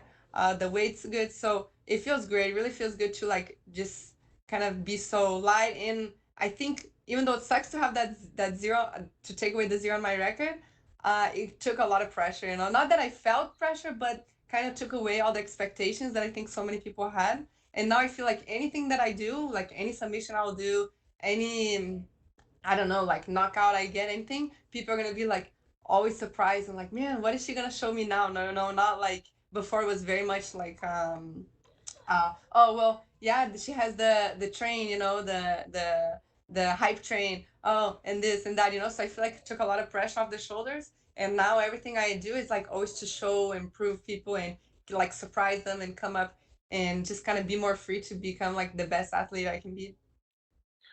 Your opponent for this fight, Randa Marcos, she's fought in the UFC for almost 6 years. She's fought and beat a lot of big names. She beat Angela Hill, who was in the headlining fight last week. But her record in the UFC is, I think, 6-7-1. Do you think it's more the opposition that she hasn't been able to be that consistent, uh, or do you think she is maybe a little inconsistent as a fighter? I'm sorry, what's opposition mean? I don't know that word. Like, do you think it's just she's in there with such tough opposition that she's not able to get like a big win streak together yet? No, I think Randa, she's such a tough fighter. Like she's been since the beginning. She's gone up the ranks. I think maybe she just accept. She's down for the fight. She accept the fight. I think she fought maybe Amanda a little bit, kind of not last minute, but kind of because Paige got hurt. So I know that she will take any fight. From what I heard when they offered the fight for me with 2 weeks after my last fight, she was good to go. I was the one that said, no, no, I want some more time. So I think she just like is really good at. She feels good to fight. She's comfortable. She's not scared of anything. So it's good to have that as a fighter. But I think if you want to think about your rec, all these things make a difference. To pick good fights, to pick good timing, to have a good training camp. It's great to be able to put on a great fight, but and then to get to where you want to be, the belt, you need to put in all the work, and no one cares, like if you have 2 weeks to fight, if you are pregnant, we're pregnant or anything, if you're there to fight, then that will be on your record. So it's hard to have like a winning lose, and expect like to be to the belt. But I think she has all the potential. She had all the potential in the beginning too. She went up the ring to get to the belt. She's a tough girl. She's dangerous in a lot of different areas. She's experienced, but I think just the fact that she loves to fight so much and she's there and everything can sometimes make the timing that she picks fights maybe not so good. And also too, I think she's kind of, like you said, she's been in there for a long time. She's maybe, I think, 36 or 37. So I don't know how much you know desire she has for, like, drive she still has in it, to keep getting, punched in the face, and weight cuts and all those things. So I think maybe that might be taking a little bit feeling, just to be so consistent, and have to keep pushing through it all the time. But she's definitely dangerous, and I know she's gonna be a good test for me for sure. On paper, I think this is a fun, action-packed. I think it's a competitive fight. I think it's going to be a fun matchup. But what do you think? I agree with you. I think it's gonna be. That's why I trained so hard for this fight. This is the most I ever trained for a fight. I really took this fight so serious. I always try to take my fight serious, but I think my focus before I was pregnant, I had my missed weight. I had like after I finish the fight, I go to vacation. And this, no, it's like kind of, and also with the corona, everything is closed, so kind of helped me just to came back after Hannah, just went back to the gym, and I said, okay, Randa Marcos, that's the girl. Vegas, everything's set from the beginning, very like organized. I train like so hard for this because I know she's gonna like. I think if I'm her, I'm gonna try to go the 3 rounds. I see that she goes 3 rounds a lot. She has a lot of heart. So, and now that I'm at this whole new level of a fighter, I'm definitely not shying away from the fight. So I'm gonna definitely put pressure for it, and I think she'll put pressure for it too. So I think the fans are gonna be really liking this fight, and it's great to be on the card. Tyron Woodley, Colby Covington. It's gonna be a lot of great fights. So we have a lot of um, high standards to show the girls like on this card. Thank you, Mackenzie, and good luck on your matchup. Thank you so much. All right, thank you very much, Mackenzie. You're all set. Thank you.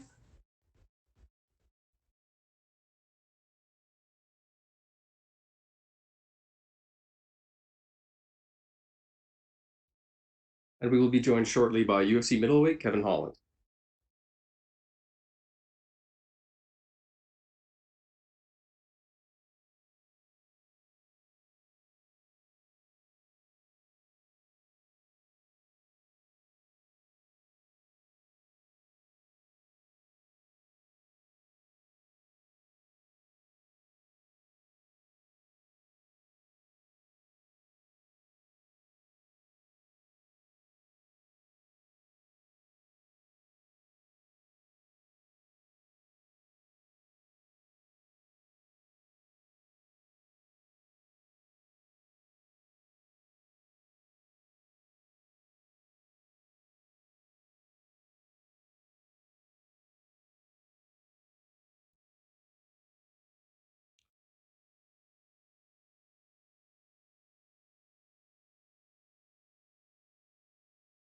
We are now joined by UFC middleweight Kevin Holland. Kevin, thank you very much for joining us today.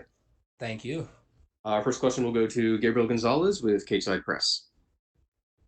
Hey, Kevin. So I'm curious, when you had the circumstances of your last fight, I mean, your opponent fell out last second, then they rebook you.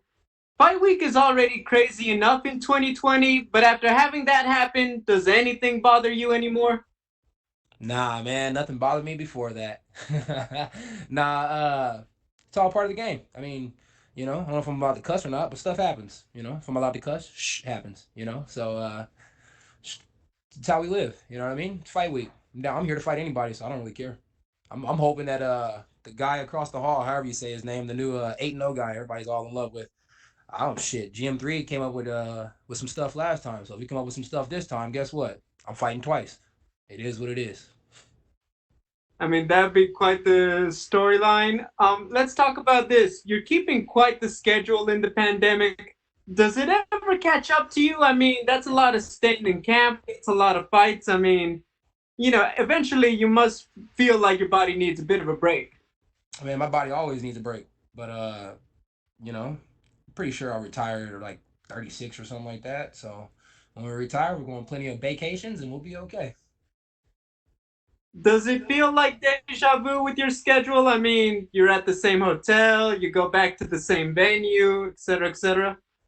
Nah, it's almost like fighting locally again. When you fight locally, like I used to fight for this company called Extreme Knockout or something like that, right? So all their fights were in the same spot pretty much. So it's kind of like doing that all over again. You just get familiar with it. It's second nature. It's kind of like sparring in your own gym. It's freaking fantastic. What does Darren Stewart bring to the table that makes him a dangerous opponent? You know what, dude? Honestly, at first I didn't even know I was fighting Darren Stewart. They sent me a contract for Darren. I thought I was fighting Darren Till. I thought I hit the big show. But then all of a sudden I got the flyer and it was Darren Stewart and I was like, oh crap. So who knows? We're gonna find out Saturday night though. How long did you think it was Darren Till? Like a whole how many week, days? Like about a week, probably like 7 days. I was so confused, bro. I was telling my grandparents like, oh, I got a big fight. Nah, it's just another fight. Oh man. He's a good guy though. Good guy, great guy to fight. All right. Final question, man. What do you most want to show in this fight for yourself? That's a good question. Man, you guys hit me with some good questions lately. For myself, I just want to show that I can keep getting these dubs, man. So, you know what I mean? Whatever the defense gives me, I'll take it, man. If he wants to grapple, we'll grapple. If he wants to strike, we'll strike. Man, if he wants to sit up there and hug each other for 15 minutes, we will not do that. So, let's figure it out, bucko. Let's figure it out. Hey, thanks, Kevin. Good luck. Thank you, boss. We'll go next to Damon Martin with MMA Fighting. Ooh, sweet. Hey, Kevin, this matchup with Darren, I asked him earlier, you like to have fun when you fight. You talk to your opponents. You kind of go in there and have a good time. And he actually said he loves it. He loves that. He said you guys might even do a mid-fight selfie. Do you enjoy fighting an opponent who actually wants to fight and isn't trying to trash talk? He just wants to go in there and have a great fight. You know what? I had a feeling that this guy wanted to go in there and have a good time. So to hear that he really wants to go in there and have a good time, it sounds fantastic until we get in there and we start having a good time. Then all of a sudden it's a good time for one person, not a good time for the other person. And for me, it's always a good time. So we'll figure this out really, really quick. I know there's been a lot of talk, since you come to UFC about going back down and doing the welterweight thing. I know you mentioned the Mike Perry fight before. Obviously, these short notice opponents, I would imagine, it's probably easier to fight at middleweight. But is that still something down the road you want to do welterweight again? You know what, man? Me and Mike Perry, it's almost like me and Marvin Vettori right now. We got a relationship going on, man. These guys are my little boy toys, you know what I mean? I don't know which one I want to fight next. I don't know if I want to go fight Marvin Vettori or if I want to fight Mike Perry. The 170 conversation, it's still there. Some days my coaches love the fact that I'm trying to go to 70. Some days they hate it. I come into fight week about 194, 196 pounds. I'm not that big of a guy, but size don't matter, and I'll fight anybody and everybody. So 170 could be next. 170 might not never happen. I don't know, man. But I would love to beat up Mike Perry, and I would love to beat up Marvin Vettori. Other than that, I can't see too much further ahead. I don't want to look past Darren Stewart anyway, but I mentioned Darren, he wants to have fun, he wants to have a good fight, but there is that little bit of rivalry there you mentioned with Marvin and with Mike Perry. Would you rather have that? Like, is that kind of the fight you'd like to look forward to? Get that little bit of that rivalry building, guys who do talk trash, guys who've kind of built up where feels like you want to punch them a little bit. Yeah. So with Mike Perry, I don't know. It's something weird there, dude. I really want to. I want to hit him, but I don't want to hurt him. You know what I mean? I kind of like the guy a little bit. You know what I mean? He's fun. You know what I mean? Like if you read our inbox messages, like he's fun. He's fun. Like he'd be trying to get like a little tough on there, and then I hit him with a good punchline, and he realized I hit him with a good punchline, so then he kind of like backs off a little bit. I don't know. It's fun. But Marvin Vettori, on the other hand, elbows, knees. Like that's for sure what happened in the Marvin Vettori fight. Elbows and knees. Like if he cuts me, fantastic. I get cut pretty much every fight these days. If I cut him, thank you. You know what I mean? If I bloody him up a little bit, lovely. You know what I mean? Mike Perry, it's kind of like, I don't like his attitude sometimes, but other than that, it's kind of a funny guy. Marvin Vettori, he's a snake. He's a dirty dog snake. And I know that doesn't make any sense, but that's what he is. He's a dog and he's a snake. I don't like that guy. Fuck him. Last thing I want to ask you, Kevin, of course, your focus is on your fight, but we can't ignore there's a big main event on the same card here, Tyron Woodley and Colby Covington. I got to ask your opinion, man. Prediction, who do you think takes it? Man, you know what? If you're betting, you might want to bet with Colby, right? Because like he's been doing pretty good lately. His last fight he lost to the champ, but it was a close fight until he got knocked. But I seen Dean Thomas in the bus when I was doing another interview with Mike Heck, and I was about to say Colby, and Dean got on my head. So I'm going for Tyron Woodley. You can cut that other Colby part out. I'm going for Tyron. I don't want Dean beating me up. I don't need no smoke. I don't want no problems with Dean. I'm going for Woodley. It's as simple as that. Thanks, Kevin. Thank you. We'll go next to Jeffrey Harris with 411 Mania MMA.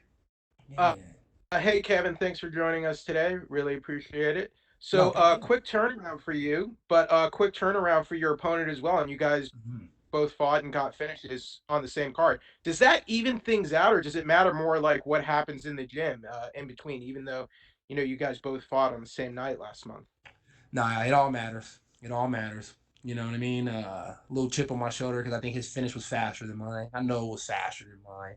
So we're going to go out there and we're going to figure it out this time. You know what I mean? We're going to go out there and get it done. We both got some quick turnarounds. But, ain't nobody don't turn around the way I turn around, Bucko. And I turn around real quick and get the job done. So let's do it.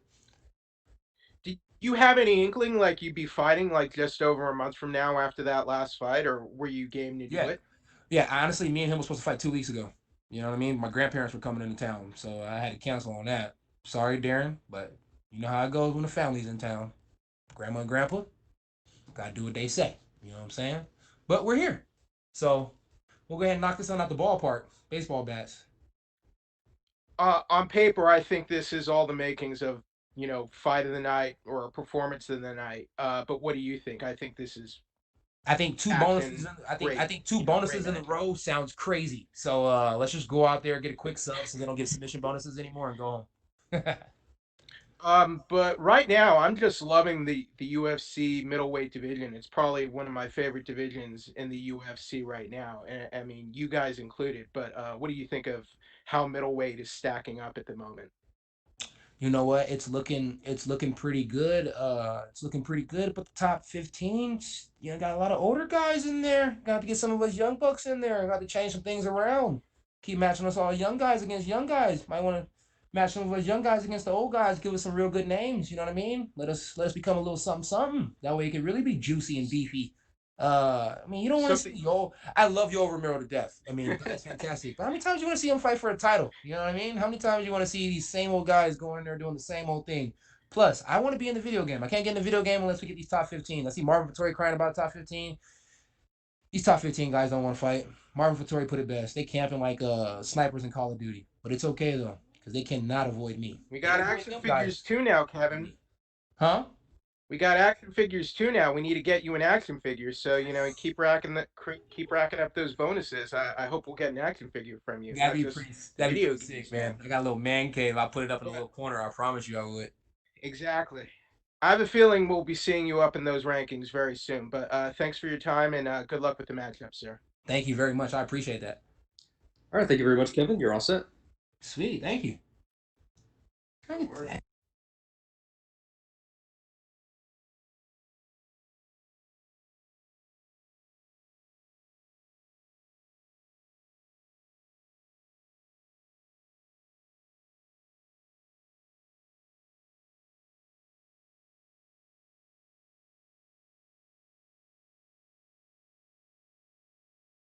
We will be joined shortly by Khamzat Chimaev.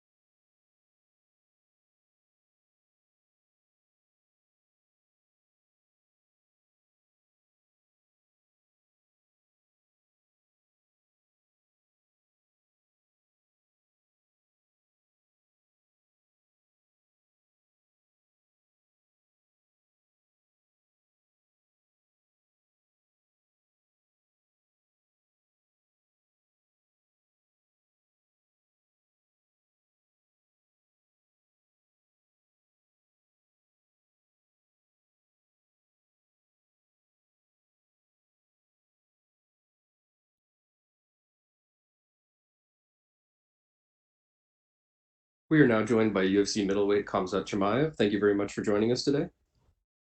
Thank you. We'll take our first question from Ilya Andreev with Sport Express. Your line is open. О, Хамзат. Yeah. Меня слышно? Да, слышно. Да. По-русски. По-русски буду спрашивать. Хамзат, хорошо известная история, как ты собирался поехать к Макгрегору в Ирландию, чтобы с ним разобраться. Не думал здесь, в Лас-Вегасе, пойти и разобраться с Колби Ковингтоном? Че он мне про меня что-то говорил, что ли? Ну, Конор про тебя просто тоже ничего не говорил, а Колби, например, про Хабиба там говорил. Такие нехорошие вещи всякие. Я не про Хабиба туда поехал. Понял. Ты встречался в Лас-Вегасе с Даной Уайтом. Не каждого бойца он к себе приглашает. Что он тебе сказал на встрече и о чем ты его спрашивал? Я ни о чем не спрашивал. Мы просто поговорили, как жизнь изменилась и что в будущем будем делать вместе. К какому выводу пришли, так скажем?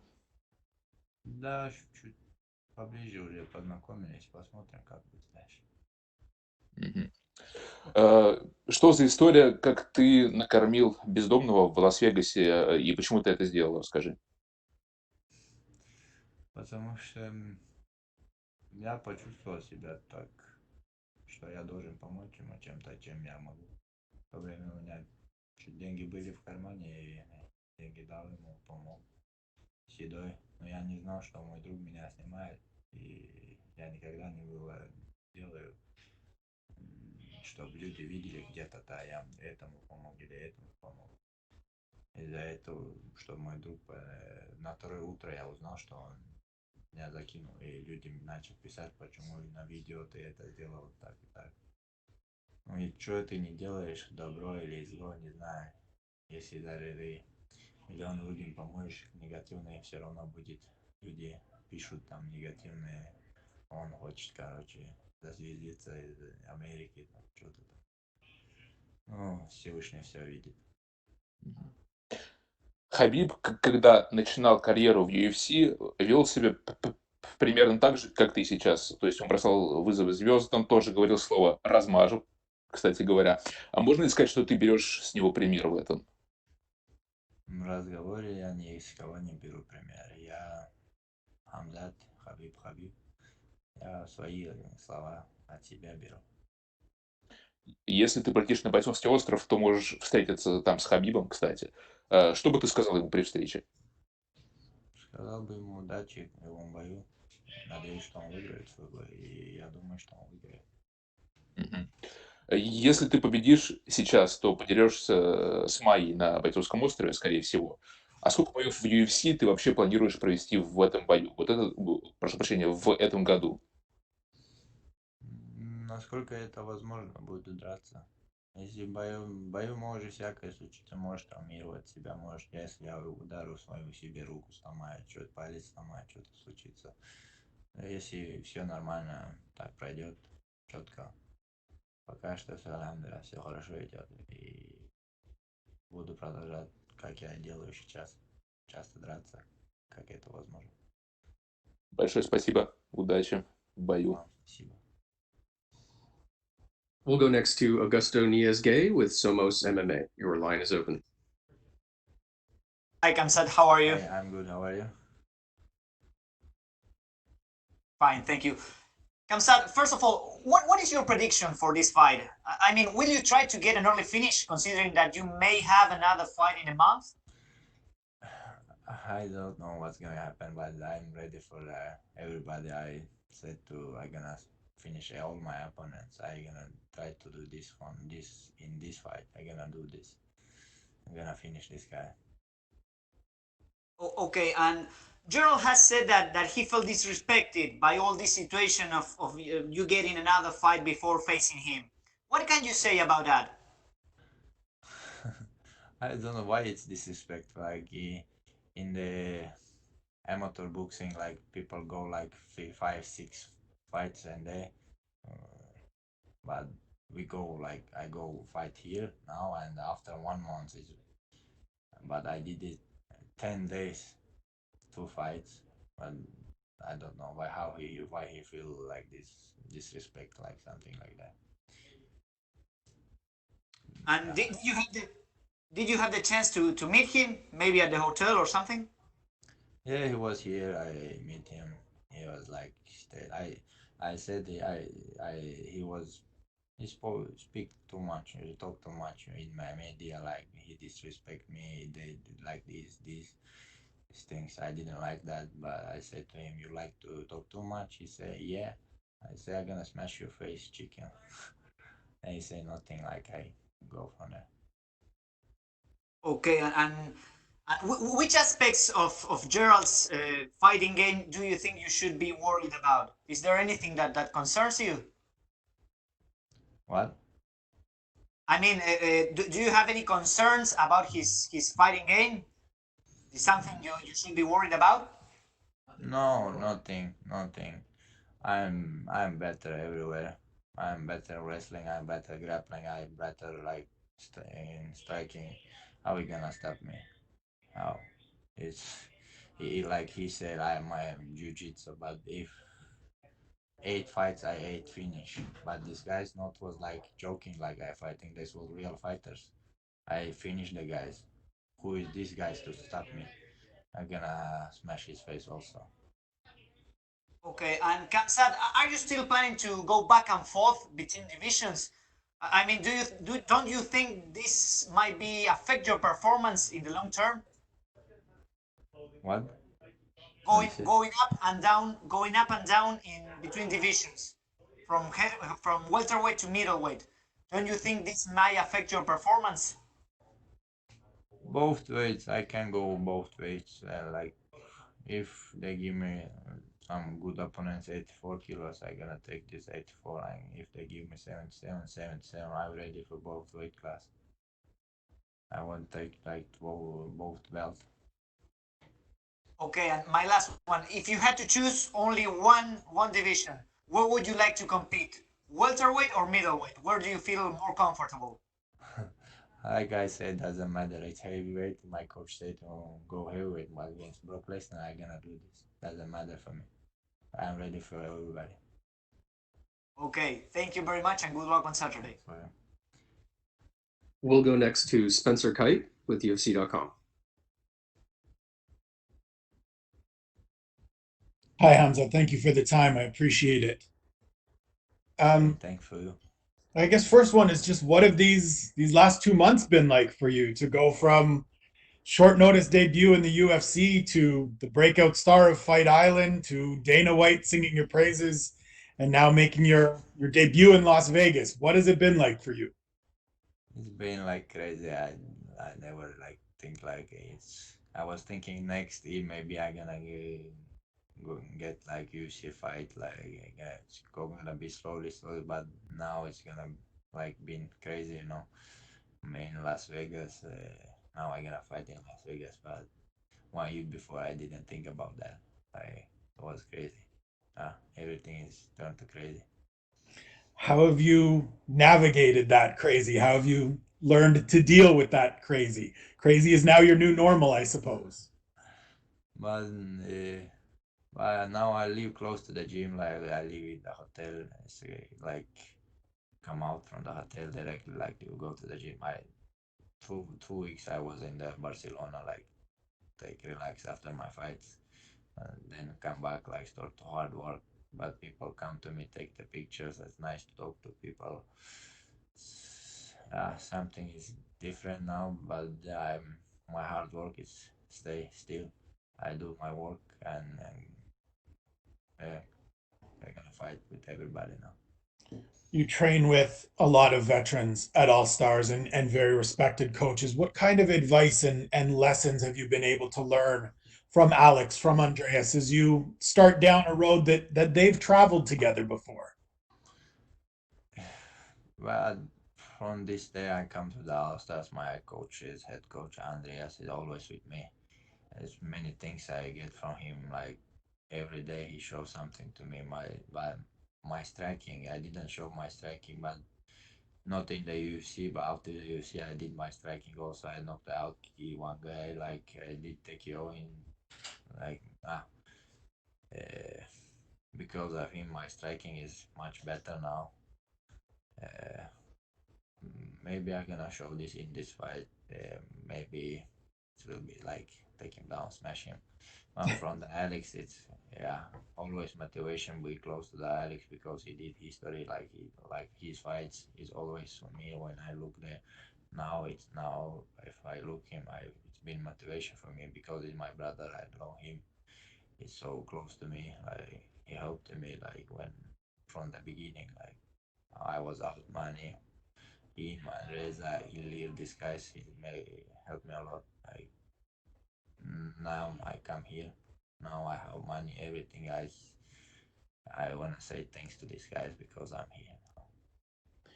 With so much that has changed for you in these last 2 months, there's a lot of attention on you, a lot of people really looking forward to this fight and already talking about the next fight. Do you feel any pressure in this position and how do you sort of deal with, all of these new expectations that are being placed on you? No, I don't feel pressure. It's like I like this. So I like to speak with people, talk to people. Like it's nice. If somebody have good energy, like you love these people with the good energy. So they love me, I love them back. It's nice. Everything is nice. The last one for me, you had a record-setting debut on Fight Island. 2 fights in 10 days, 192 strikes landed, only hit twice. How do you follow up that kind of performance on Saturday night? I don't know what's gonna happen in Saturday night, but I'm gonna go 100% to kill this guy. That's why I know. I'm gonna do everything there, everything to finish him. Well, I appreciate the time. Thank you. Enjoy the rest of your week and all the best on Thank you very Saturday much. night. Thank you. We'll go next to Mike Bond with USA Today. Hey Hamzat, I was wondering, you made an Instagram post about an hour ago talking about seemingly responding to some criticism about you helping the homeless man. Can you just elaborate on why you felt the need to post that?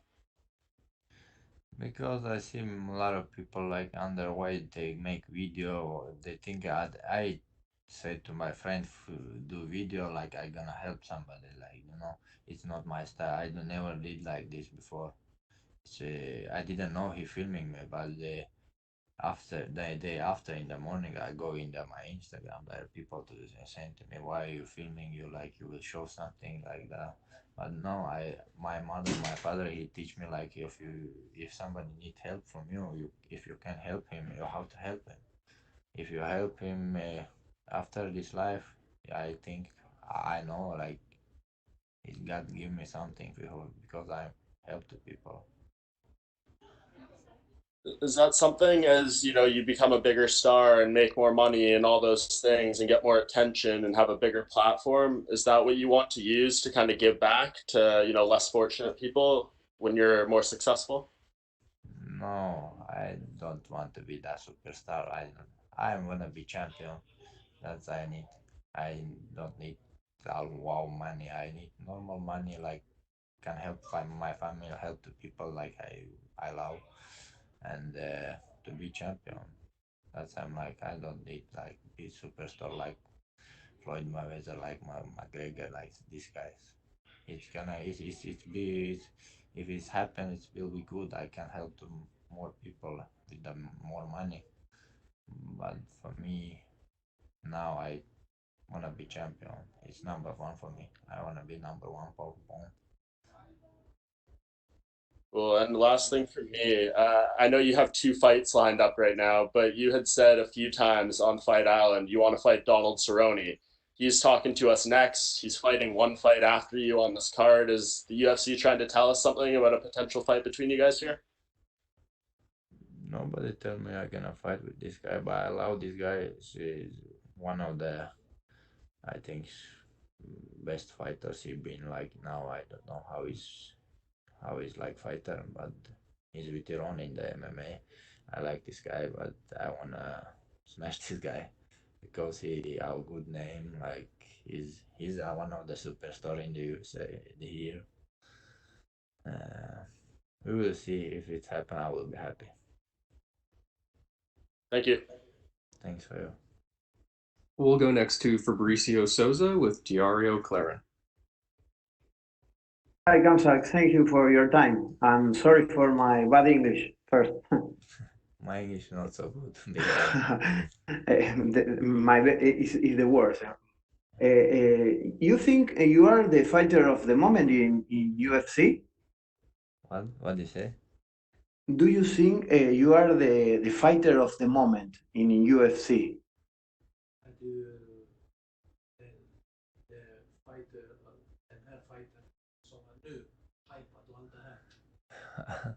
I don't know. I'm the fighter. From my fingers fight to my legs. So, yeah, what I can say. I don't know. They do me like they try to do me as a superstar, but I don't think about this shit. But be famous like something like that. But I think about how I gonna be champion. I know I want to be champion, number one pound for pound. I think just about that. Yes. Do you think many people expect or think many people expect you lose in for with the rapid promotion of some fighters? John Gura. John, sprechen. What do you say? One more time, please. One more time. Many people don't like the rapid promotion of some fighters. Do you think many people expect your loss?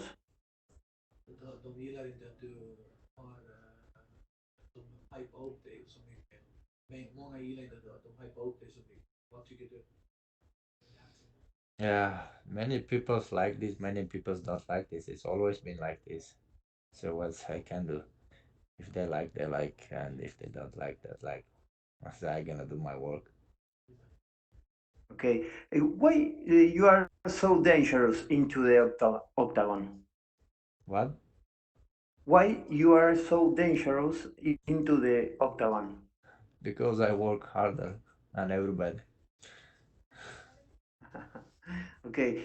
In case of winning next Saturday, who you should be your next opponent? I don't know. I have focus for this guy.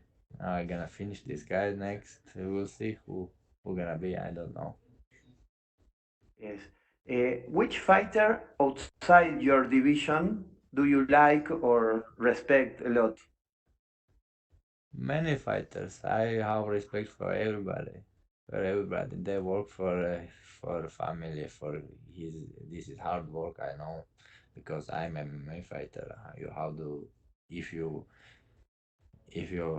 will be in the UFC, you have to work hard. It's not easy come to the UFC.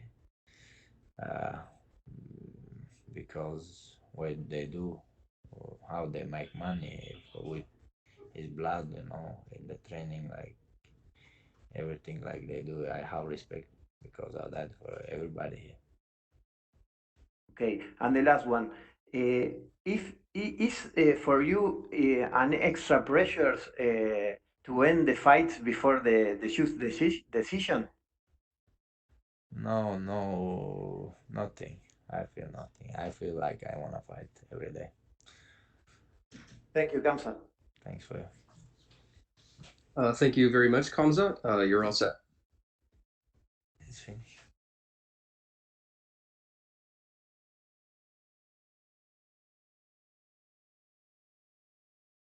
We will be joined shortly by Donald Cowboy Cerrone.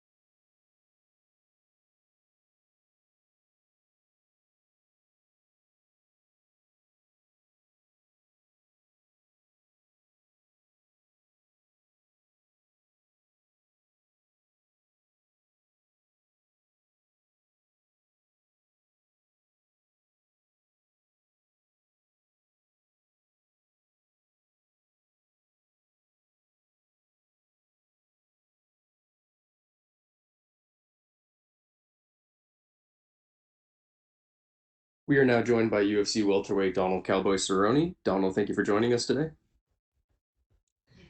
Our first question will go to Sunik Dada with Sportskeeda.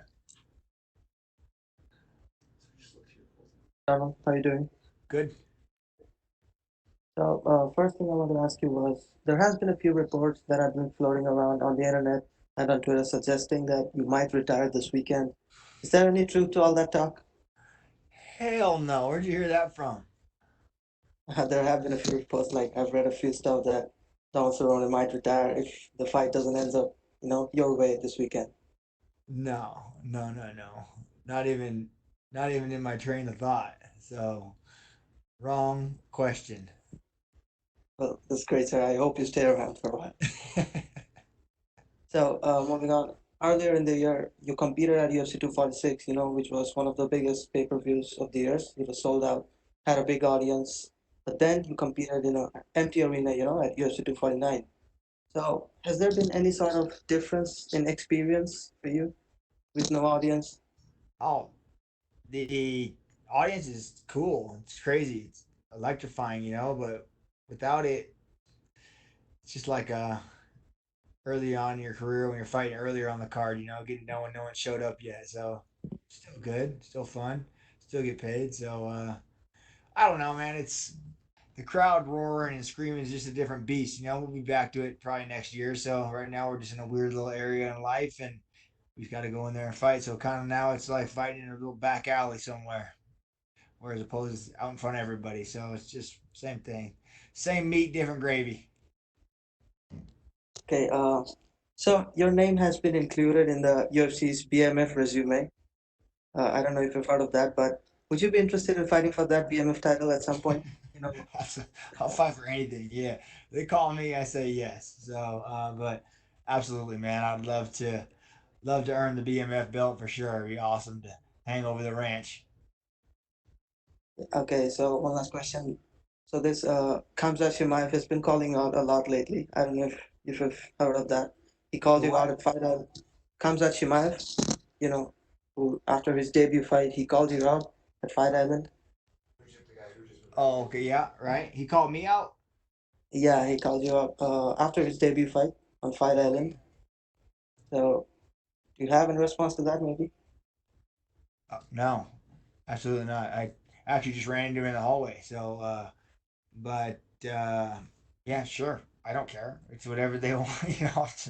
I'm down to fight anyone anytime. It doesn't make any difference to me. So, absolutely, he wins, I win. Sure thing. Okay, one final question from me. So, how do you see this fight playing out this weekend? The co-main event with Niko Price. I'm going and looking for the finish, man. So I'm coming to whip some ass, baby. Probably second round finish is what I'm looking for. That's great. Thank you so much, sir, and good luck for your fight. We'll go next to Gabriel Gonzalez with Cage Side Press. Hey, Cowboy. So first off, congratulations, new baby girl at the house. How's that been? It's all right, baby boy, Riot River, boy. Sorry, baby boy. My apologies. It's all good, no worries. I mean, it feels like not too long ago you had the first one. I mean, does it feel like deja vu? Back to less sleep, more diapers? Man, the first one ain't even out of diapers yet. So yeah, it's double diaper duty, double shit. Being a dad's crazy. It's fun, awesome. I can't wait to get home and see him again, man. But I'm here to work, here to get a job done and support them. So I'm excited moving forward and plan on having a couple more of them. So we're gonna be here again, probably in a couple years. You asked me, you just had another baby. How you feeling? I said, I feel the same, ready to rock and roll.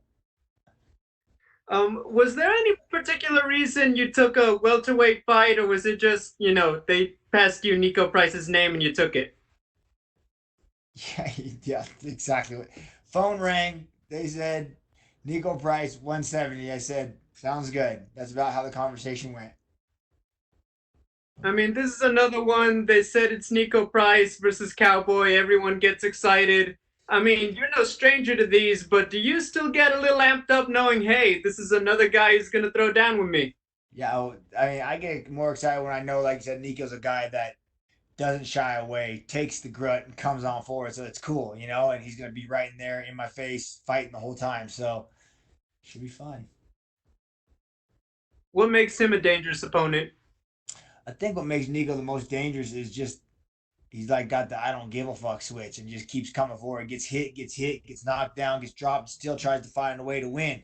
So the dude's very unorthodox, very wild punches and crazy. So that's what's most dangerous about Niko is the unwillingness to just sit down and quit. I gotta ask you a final question. The elephant in the room. It has not gone your way the last few fights, but you're back. Four of them motherfuckers. How about that? And you're still back in another big fight. Is it safe to say, as long as you put on a show, that the UFC is gonna keep Cowboy around no matter what? Man, you know, I think, yeah, I'd like to say that, but I'd also, on the same breath, like to think, you know, how many. I don't even want to think about losing again because it ain't gonna happen. I've trained my ass off. I'm ready to rock and roll, but I plan on being here for a long time. I'm gonna leave when I'm done. I don't ever want the walking papers. You know what I mean? So when Cowboy's done fighting, I'm gonna bend my hat and I'm gonna say, "All right, boys, I've had enough. I'm out." I don't ever want to have them call my manager and release me. You know, that would totally suck. But I'm gonna keep fighting my ass off. And like I was telling everybody in this weeks to come, this fight's for me, man. All the naysayers, all the people say you've lost 4 in a row, you don't belong, you should be retiring. Like the first guy to ask me, I don't give a shit. I don't care if I need to prove anything. I don't even if I prove something.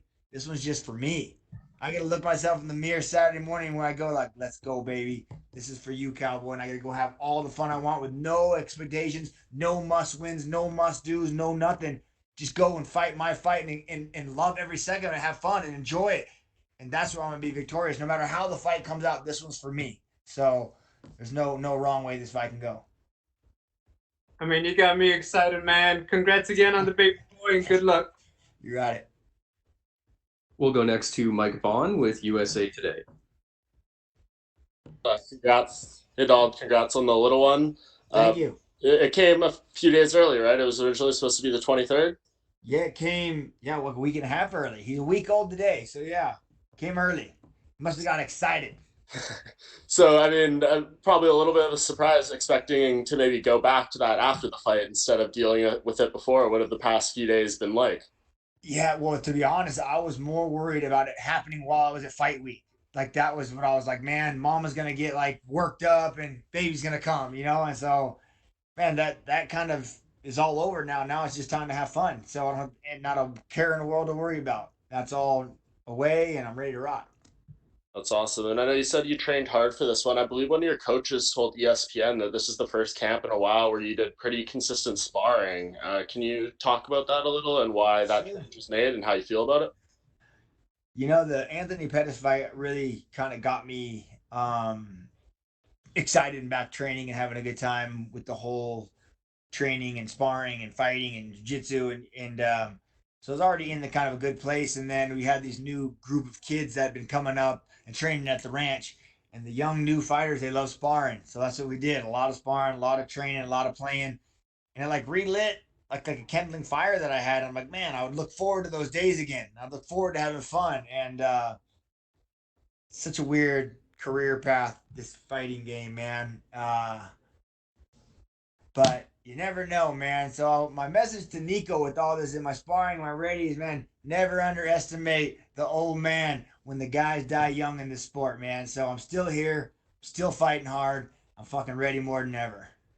And in fairness to him, we talked to him earlier and he gave all respect. He said he's preparing for the best version of you ever. So it seems to be a good fight ahead. And I got nothing ill will to say about Niko. My first time ever meeting him was actually at Florida. We sat next to each other and we talked about, I think he said he has 5 or 6 kids. And I was like, God damn, you are crazy. You know what I mean? 5 of them. Holy moly. So, yeah, brother, damn.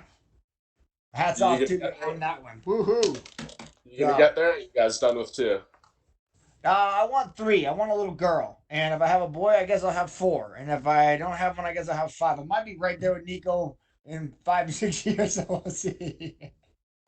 Fair plan. Last one for me. I know on paper it's the 4 losses in a row, but a lot of people thought you beat Anthony in the last fight. I know, you were feeling great about the decision. Do you carry the confidence, at least, of coming, off a great performance, a winning type of performance into this fight, even though the record may say otherwise? And the record, it's funny. You guys aren't allowed back in the room with Dana when he has his little fighter talks. But the thing he says every time is, "Don't leave it to the judges." Been engraved in my mind since I've ever been fighting. So what did I do? I left it to the judges. So whose fault is it? Is mine.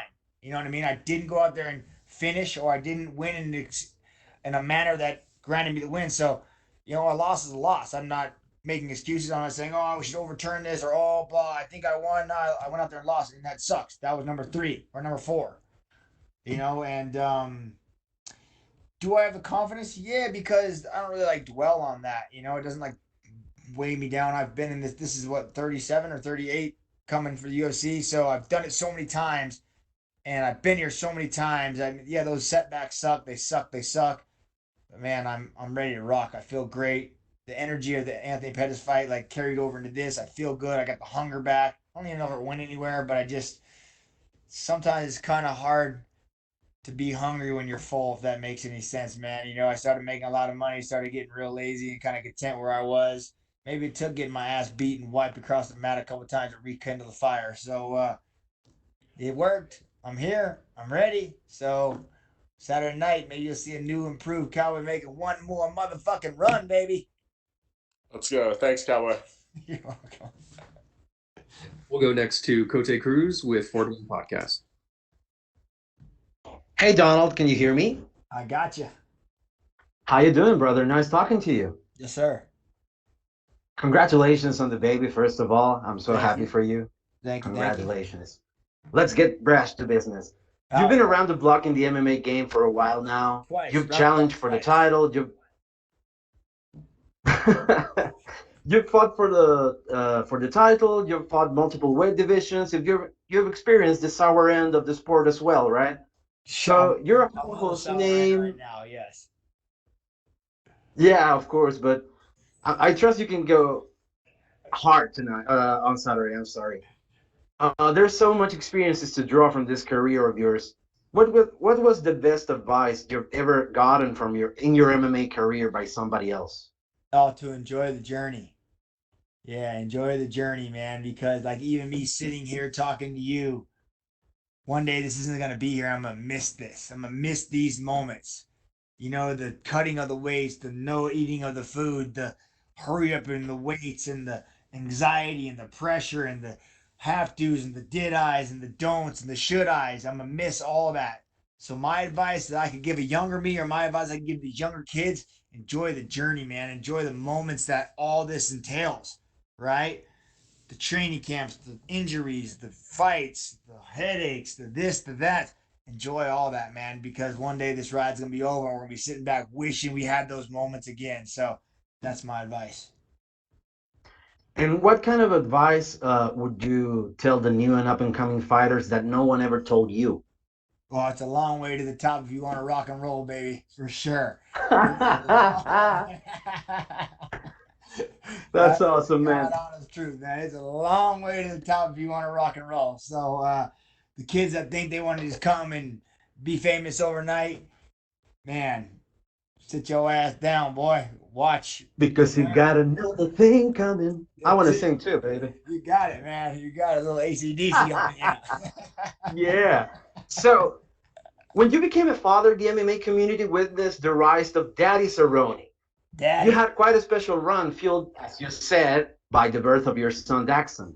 Yeah. Is it fair to assume that the arrival of Little Riot is bringing some of that primal fire back? Come on now, I'm a double dad. Double daddy. One on each arm, baby. I feel it. I feel good. And it's primal, man, for sure. So it's cool.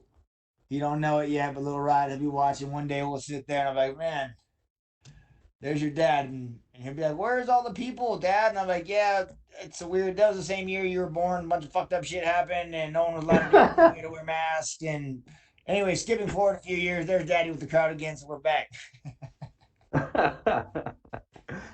Well, about the fight on the Saturday, what can you say about your camp for the fight? Because I heard you on the last camp's video blog, which is awesome, by the way. I love that kind of content. Thank And you you. spoke a lot about enjoying. You spoke a lot about enjoying the ride, about Yeah. loving what you do. I loved seeing you with the awesome Carlos Condit in there scrapping with you, helping you getting ready. Oh Do yeah. you feel this camp delivered for you in terms of happiness and fulfillment? I do, man. I feel like this camp made me fall back in love with why I'm doing this. You know what I mean? For sure. So, am I ready? Yeah. Are we gonna see a new cowboy? No. Same old bad, nasty motherfucker you've seen for years. He's just gonna come out a little earlier. That's all. Yeah, baby. Hey, you've been around the business of the silver screen and even a few movies. You portrayed Big Boy in Mark Wahlberg's Spencer Confidential earlier this year. Right. This has been one of many appearances. Are we going to see you? Where are we going to see you next? Do you have any more TV or film I related do. projects? Yeah, I got a big western coming up. Excited about. That's what I'm gonna do. I'm gonna be a famous movie star, baby. I gotta do something to keep I this thought you were my money aiming for the spending stunt work, but the stunt side's fun too. Yeah, I enjoy the stunt side. That's just because I got to do crazy shit. But doing the acting's also fun. So who I'm doesn't? enjoying both of it. Won't turn any jobs down at all. The only problem is I got to tell the directors, "Hey man, I can do this, but if the UFC calls and has a fight, I'm out of here." So that's the problem. Priorities, man. Last Priority. question for me, and this is kind of personal. You said there's something in seeing you and your buddies in the same equipment. You said it on the last video blog. You said it had some feel to it, and I couldn't help to wonder. That's a lot like paintball, a sport you practice and love as well. Yeah. I've been dabbling in paintball myself for the last 15 years, and I was wondering, is there any chance we could actually see you compete in the future on an NXL event? Oh yeah, I'd love to. I just shoot all the people that come to my house, so I don't even know how it'd be against real people, but I'm down. Yeah. I'm I like would the love to best see of the you there, man. retards. You know what I mean? That's how I figure. I like the best of the guys that don't know what they're doing. So it's almost not even fair. I'm pretty sure you're the savage that runs to the 50 on the break, man. Absolutely, 100%. So I'm with you. I'll come play with you. Man, I would love that. That would make my life. Thank you, Cowboy. It was awesome to talk to you, and best of luck on your fight, man. You got it, amigo. I appreciate it. No worries. We'll go next to Ezekiel Bergonzi with Somos MMA. Hey Donald, how are you? I'm good, Congratulations Ezekiel. for your new baby. What's that? Hey, congratulations for your new Oh, thank baby. you. Thank you. So I asked Niko Price, what do you bring that makes you a dangerous opponent? And he said that he admires you and that you bring a lot of experience. So how do you feel facing a rival that admires you? Like, how do you feel about that? Oh, sure, but I mean, it's hard for Nico to say otherwise. I have a lot of experience. Like I said, I've done this more than anybody. You know, and Nico, he it's just like me saying he's a game opponent. The guy gets hit and keeps coming. So, but how do I go? Someone admiring me, man. I same as I go fighting my friend or anybody else. Just go in there and do what I do, enjoy it, love it. How do you know a lot of fighters are focusing a lot of super fights or prize fights? Do you think that the aspect of enjoying the game, like you said before, is losing in these these fighters? Do you think that fighters should enjoy more what they do and not focusing so much on, oh, I need to jump to divisions, or oh, I need to get more money? What do you Well, that's think what it about all comes down to is money, isn't it? So I want to, they want to fight that guy and this because it creates more hype, which is more money. that? So of course, I'm not mad at him for that. But are you asking me if I think it's taken away from the sport? This is what the sport is: big fights, big build-up fights, and that's what everybody wants. That's what everyone likes to see. So those are the best selling because why? The world wants to see it too. They want to see this guy talking shit, fight this guy talking shit, and them get together. So I think you're asking the wrong guy, but I think I like the big market fights. You know, what do you enjoy the Conor McGregor build-up? Because it probably was the biggest fight of your career. Sure. In that point, do you enjoy it, or do you prefer a more low-profile No, build-up? I enjoy it. It's fun. Like I said, it's all about the journey and the ride. So I enjoyed the whole process of it. It was fun. The fight didn't go very well, but the journey was great. Um, you face a lot of the biggest names of your division, like Conor, Pettis, Nate. Which fight of your career do you enjoy most? Even your WEC fights. Which one do you enjoy the most? Probably Razor Rob McCullough was the biggest kickboxer, biggest striker at the time, and we went in there and threw the hell down. So it was a good fight, a lot of fun, and still to this day I enjoy it. What what do you change in your game plan from your last fight to this one? Nothing, not a thing. Poured a little bit more fun, sprinkled a little more fun on it this time. And what do you like about Niko Price besides the aspect of he always brings up, like he doesn't step back? Oh, he's a good dad. I like that he's a good father. Thank you very much and good luck on Welcome. Saturday. We'll go next to Jeffrey Harris with 411 Mania MMA. Good afternoon, Cowboy. Thanks very much, and congratulations on the birth of your baby boy. Thank you. Can you guys hear all these questions, or is everyone like in there? Yeah, I was hearing all of them. Oh, cool. So I don't know if you've noticed, but there's a new action figure out for you yet. Has Jazzware sent you how one? crazy And, is are you my gonna put it buddy? all over the home? Dude, check this out. It's funny you said it 2 seconds before I walked in here. My buddy just sent me a picture from Walmart of him ordering. Can you see that? Yeah, I can see it. Yeah, two. He said, "Look at that! I ordered 2 of them." I was like, "Oh, I got it. Walmart, you can pick those up now." So yeah, I had no idea. So pretty cool. Yeah, you can walk into Walmart and you can pick up your own Donald Cerrone Cowboy action figure. So, did you ever imagine you get like your own action figure getting to do this? Pretty cool. Even cooler to have your kids playing with them, right? Like, oh yeah, you're playing with daddy. That's cool. Yeah. How about that? So Hey, so what is it like, fighting in the quarantine in the COVID era? Are you getting used to it? Does it take Are there aspects you have to, work on and getting used to, or do you feel is it easier now? I'm just curious. the quarantine is what I need to get used to. I am not a sit still, be trapped in a building guy. So like last night being quarantined, like, oh my God, what am I gonna do? You know what I mean? So that's the only part to me that sucks is all the quarantine. Like, oh yeah.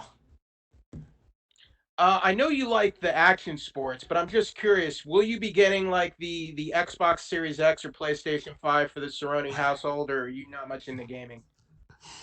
Nah.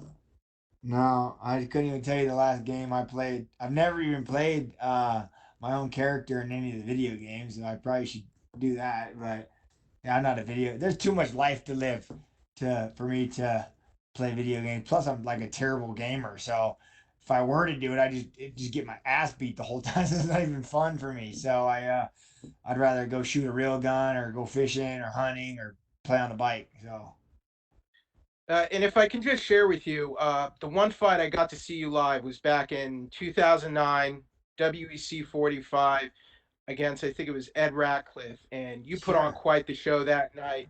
And I remember, I think in the final round, like it was a small little arena. I think it was at the Pearl, and like It you was. asked for like all the fans, like, come on, make some noise, and everyone just stood up on their feet, and it was a special moment. So, if there's something I'm gonna take away from your career, like you always put on a show for the fans, and Awesome. I feel like that's your legacy. You're one of the most exciting fighters of all time, and I just want to tell you how much I appreciate that and how much you've done over the years and always putting on a show for the fans and giving us great fights. So thank you, Thanks, man. Mango. And Saturday ain't gonna be nothing less. I plan on going out there and giving it my ass. So everything I got I have no doubt, Cowboy. Thank you, and good luck for your fight. already.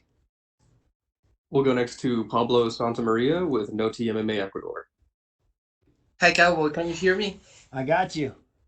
Congratulations on your baby. Thank you. The first thing I want to ask you is if you plan to stand and bang with Niko, or you expecting a more technical fight? I do plan on standing and banging. Yeah, I mean, 100%. That's what I like to do. That's what the fans like to see. Is it dangerous? Sure, but is it fun? Hell yeah, it's fun. So maybe we expect you win the fight of the night bonus, or maybe the performance night of the bonus of performance of the night if you do that. Hell yeah, I'm coming for those. I want two of them, baby. I'm here. I'm here. Nico said that once an awesome finish. Would you like to do the same thing? Like got a amazing finish, like head kicking him, or something like he does, kicking him from the ground, or something like crazy stuff. Nah, I want one shot, one kill, knockout. You know what I mean? Those are what I want. Like the weird fluky. I don't want those. I want the he meant to do that. That was an intentional strike.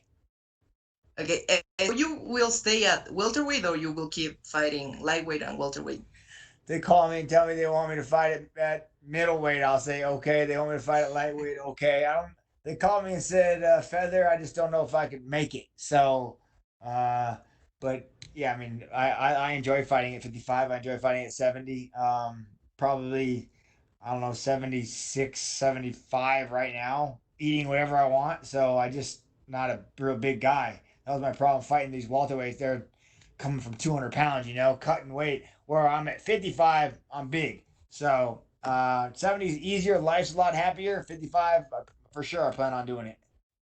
Okay, I get it. So, what's your prediction for the main fight, Colby against Tyron, and what's your prediction for your fight, Hal? Yeah, they're both great wrestlers, so there probably won't be zero wrestling going on with it. So it'll probably be like a pitter patter striking match. That's probably what's going to happen. But I don't know. We'll see if Woodley can knock Colby out. And for your fight, what's your prediction? Oh, I'm winning second round. Yeah, I'm going second round.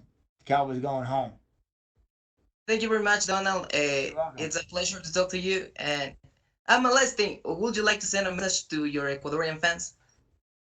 Hey, man, thank you for the years of support. And I plan on giving you very many more years to come. So enjoy.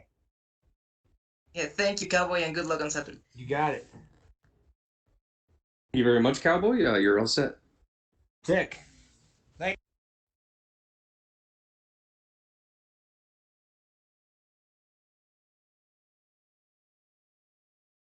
We will be joined shortly by Johnny Walker.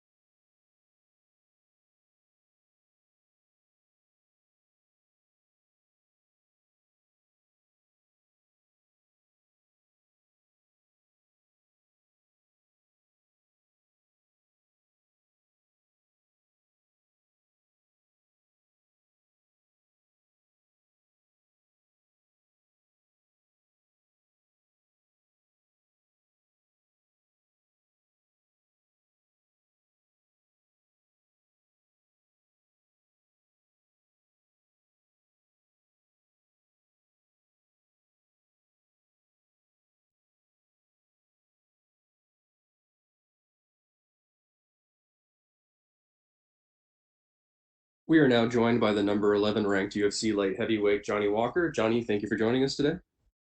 Thank you, my friend. How are you? Good, thanks. We'll take the first question from Gabriel Gonzalez with Cage Side Press. Hello, Johnny. How are you? Good. How are you, my friend? I'm doing good. Thank you for asking. So, can I ask, was this your first or second camp at SBG in Ireland? It's the first one. The last time when I was there, I just visited my girlfriend, and then I've been on the gym for like 2 weeks, but it's a really nice time. Now we know that you trained in a couple different places, and now you're saying, you're going to move to Ireland. You really like the team there. What is it about them that it's just the right fit for you? Because ever I would like to move with my girlfriend and maybe next year or as soon as we can. And she's working on Qatar right now, and she's Irish, and we want to choose a place that she can work, teach, and I can train. So Ireland look like a really good place, but you cannot have really plan right now because the corona makes so many restrictions. Sometimes you can go to the country, at another time the border is closed. But yes, something that I'm thinking about. I have to ask, have you seen Conor McGregor around the gym? So not yet. Talking about your time since your last fight, we know that you had previously tested positive for COVID-19. Can you describe what it was like for you? For me, it was okay. I just lost my sense of smell, and my nose get a little bit blocked. Then this because my nose blocked, I have to breathe from my mouth when I'm sleepy. So just for 1 week, and when I get the positive test, my girlfriend have to do the test in her family as well, and nobody get the test positive, everybody negative, and I think this means that I have the corona, but I'm not like I don't transmit the virus, so I'm not contagious. So it was good. I don't feel nothing else, no other symptoms, and was I really quickly. I heal up. Well, that's good. Good news. I'm happy to hear it. Your last two fights, obviously, did not go your way. From your last one in May, what did you take from that fight when you went back to the gym to work on your game? For my last two losses, I learned a lot. Like you have to keep your mental health good because the fight you have to be present on the fight. You cannot think about any other problems, but not just on the fight day. You have to be like very focused, and your mind have to be really focused. Whole company training, the fight week, the fight day. You can't relax. You have to focus all the time. Focus on diet, on training, everything. You need to have good people around you that you can trust as well. So I changed this. I have everybody around me is good people that help me that I can trust. And the second one is about training. My last fight, I feel a little bit my muscles get so much athletic, like I get tired because Misha, no Misha, Nikita Krylov put a lot of pressure on, and my gas, no my gas out. I can breathe good on that fight, but my muscles get tired. I think I was a little bit overtrained because I trained really good in Montreal with Firas Zahabi, really good training camp, and I fly to Brasilia 2 weeks before the fight, and I keep training hard, doing cardio and pad work like twice a day. And I should don't do that. I should give my body time to heal up and recover from their hard training camp. So now I try to do everything right with the experience that I had, and I hope the next time if I need to learn something, I learn from my victory. Hey, thank you, Johnny. Good luck. Thank you. We'll take our next question from Pablo Santamaria with Noti MMA Ecuador. Hi, Johnny. How are you? I'm good. How are you? I'm fine. Thanks for asking. I want to ask you. You said that the mental health was important to keep fighting. So I want to know if Coach Cavan help you with the mental health or give you some advice to have the right mindset. This is more personal. You have to do some brief techniques, yoga, meditation, keep away of troubles and problems, and know how to deal with your troubles and problems, and keep your mind really clean and think positive, because when you're gonna fight, your brain control your body. So if your brain is not 100%, if your mind is not 100% to give you the right reaction, and if you're not focused enough during the fight, 1 second you can be knocked out. So the mental health is really important. You have to keep your mind clean and very focused for the fight. not just for the fight, but the camping train, the whole camping train. Try to keep your mind good and fight week and every day. You just can relax after your hands up after you win the fight. Again, your opponent Ryan Spang is on a 8 fight streak. Where do you think he's more dangerous? He's a top contender. He's a strong guy, tall, young. So everybody on this division, top 15 is danger with everything. Everybody train everything today, you know, jiu-jitsu, box, Muay Thai, Wrestling. So I train hard for this fight and I know I'm ready. Okay, in 1 week, Dominic Reyes and Jan Blachowicz are going to fight for the title. What's your prediction for that fight? You know, in this level of fight, you can't really predict something because both guys, top contenders, you know, top fighters, they're gonna go to the title shot now. And how can I predict two of the best guys on the division right now? Because is their position on the ranking, so you can predict. I can't predict nothing. I just very excited to watch and see what's gonna happen. Okay, thank you very much, Johnny, and good luck on Saturday. Thank you. All right, thank you very much, Johnny. You're all set. That's it.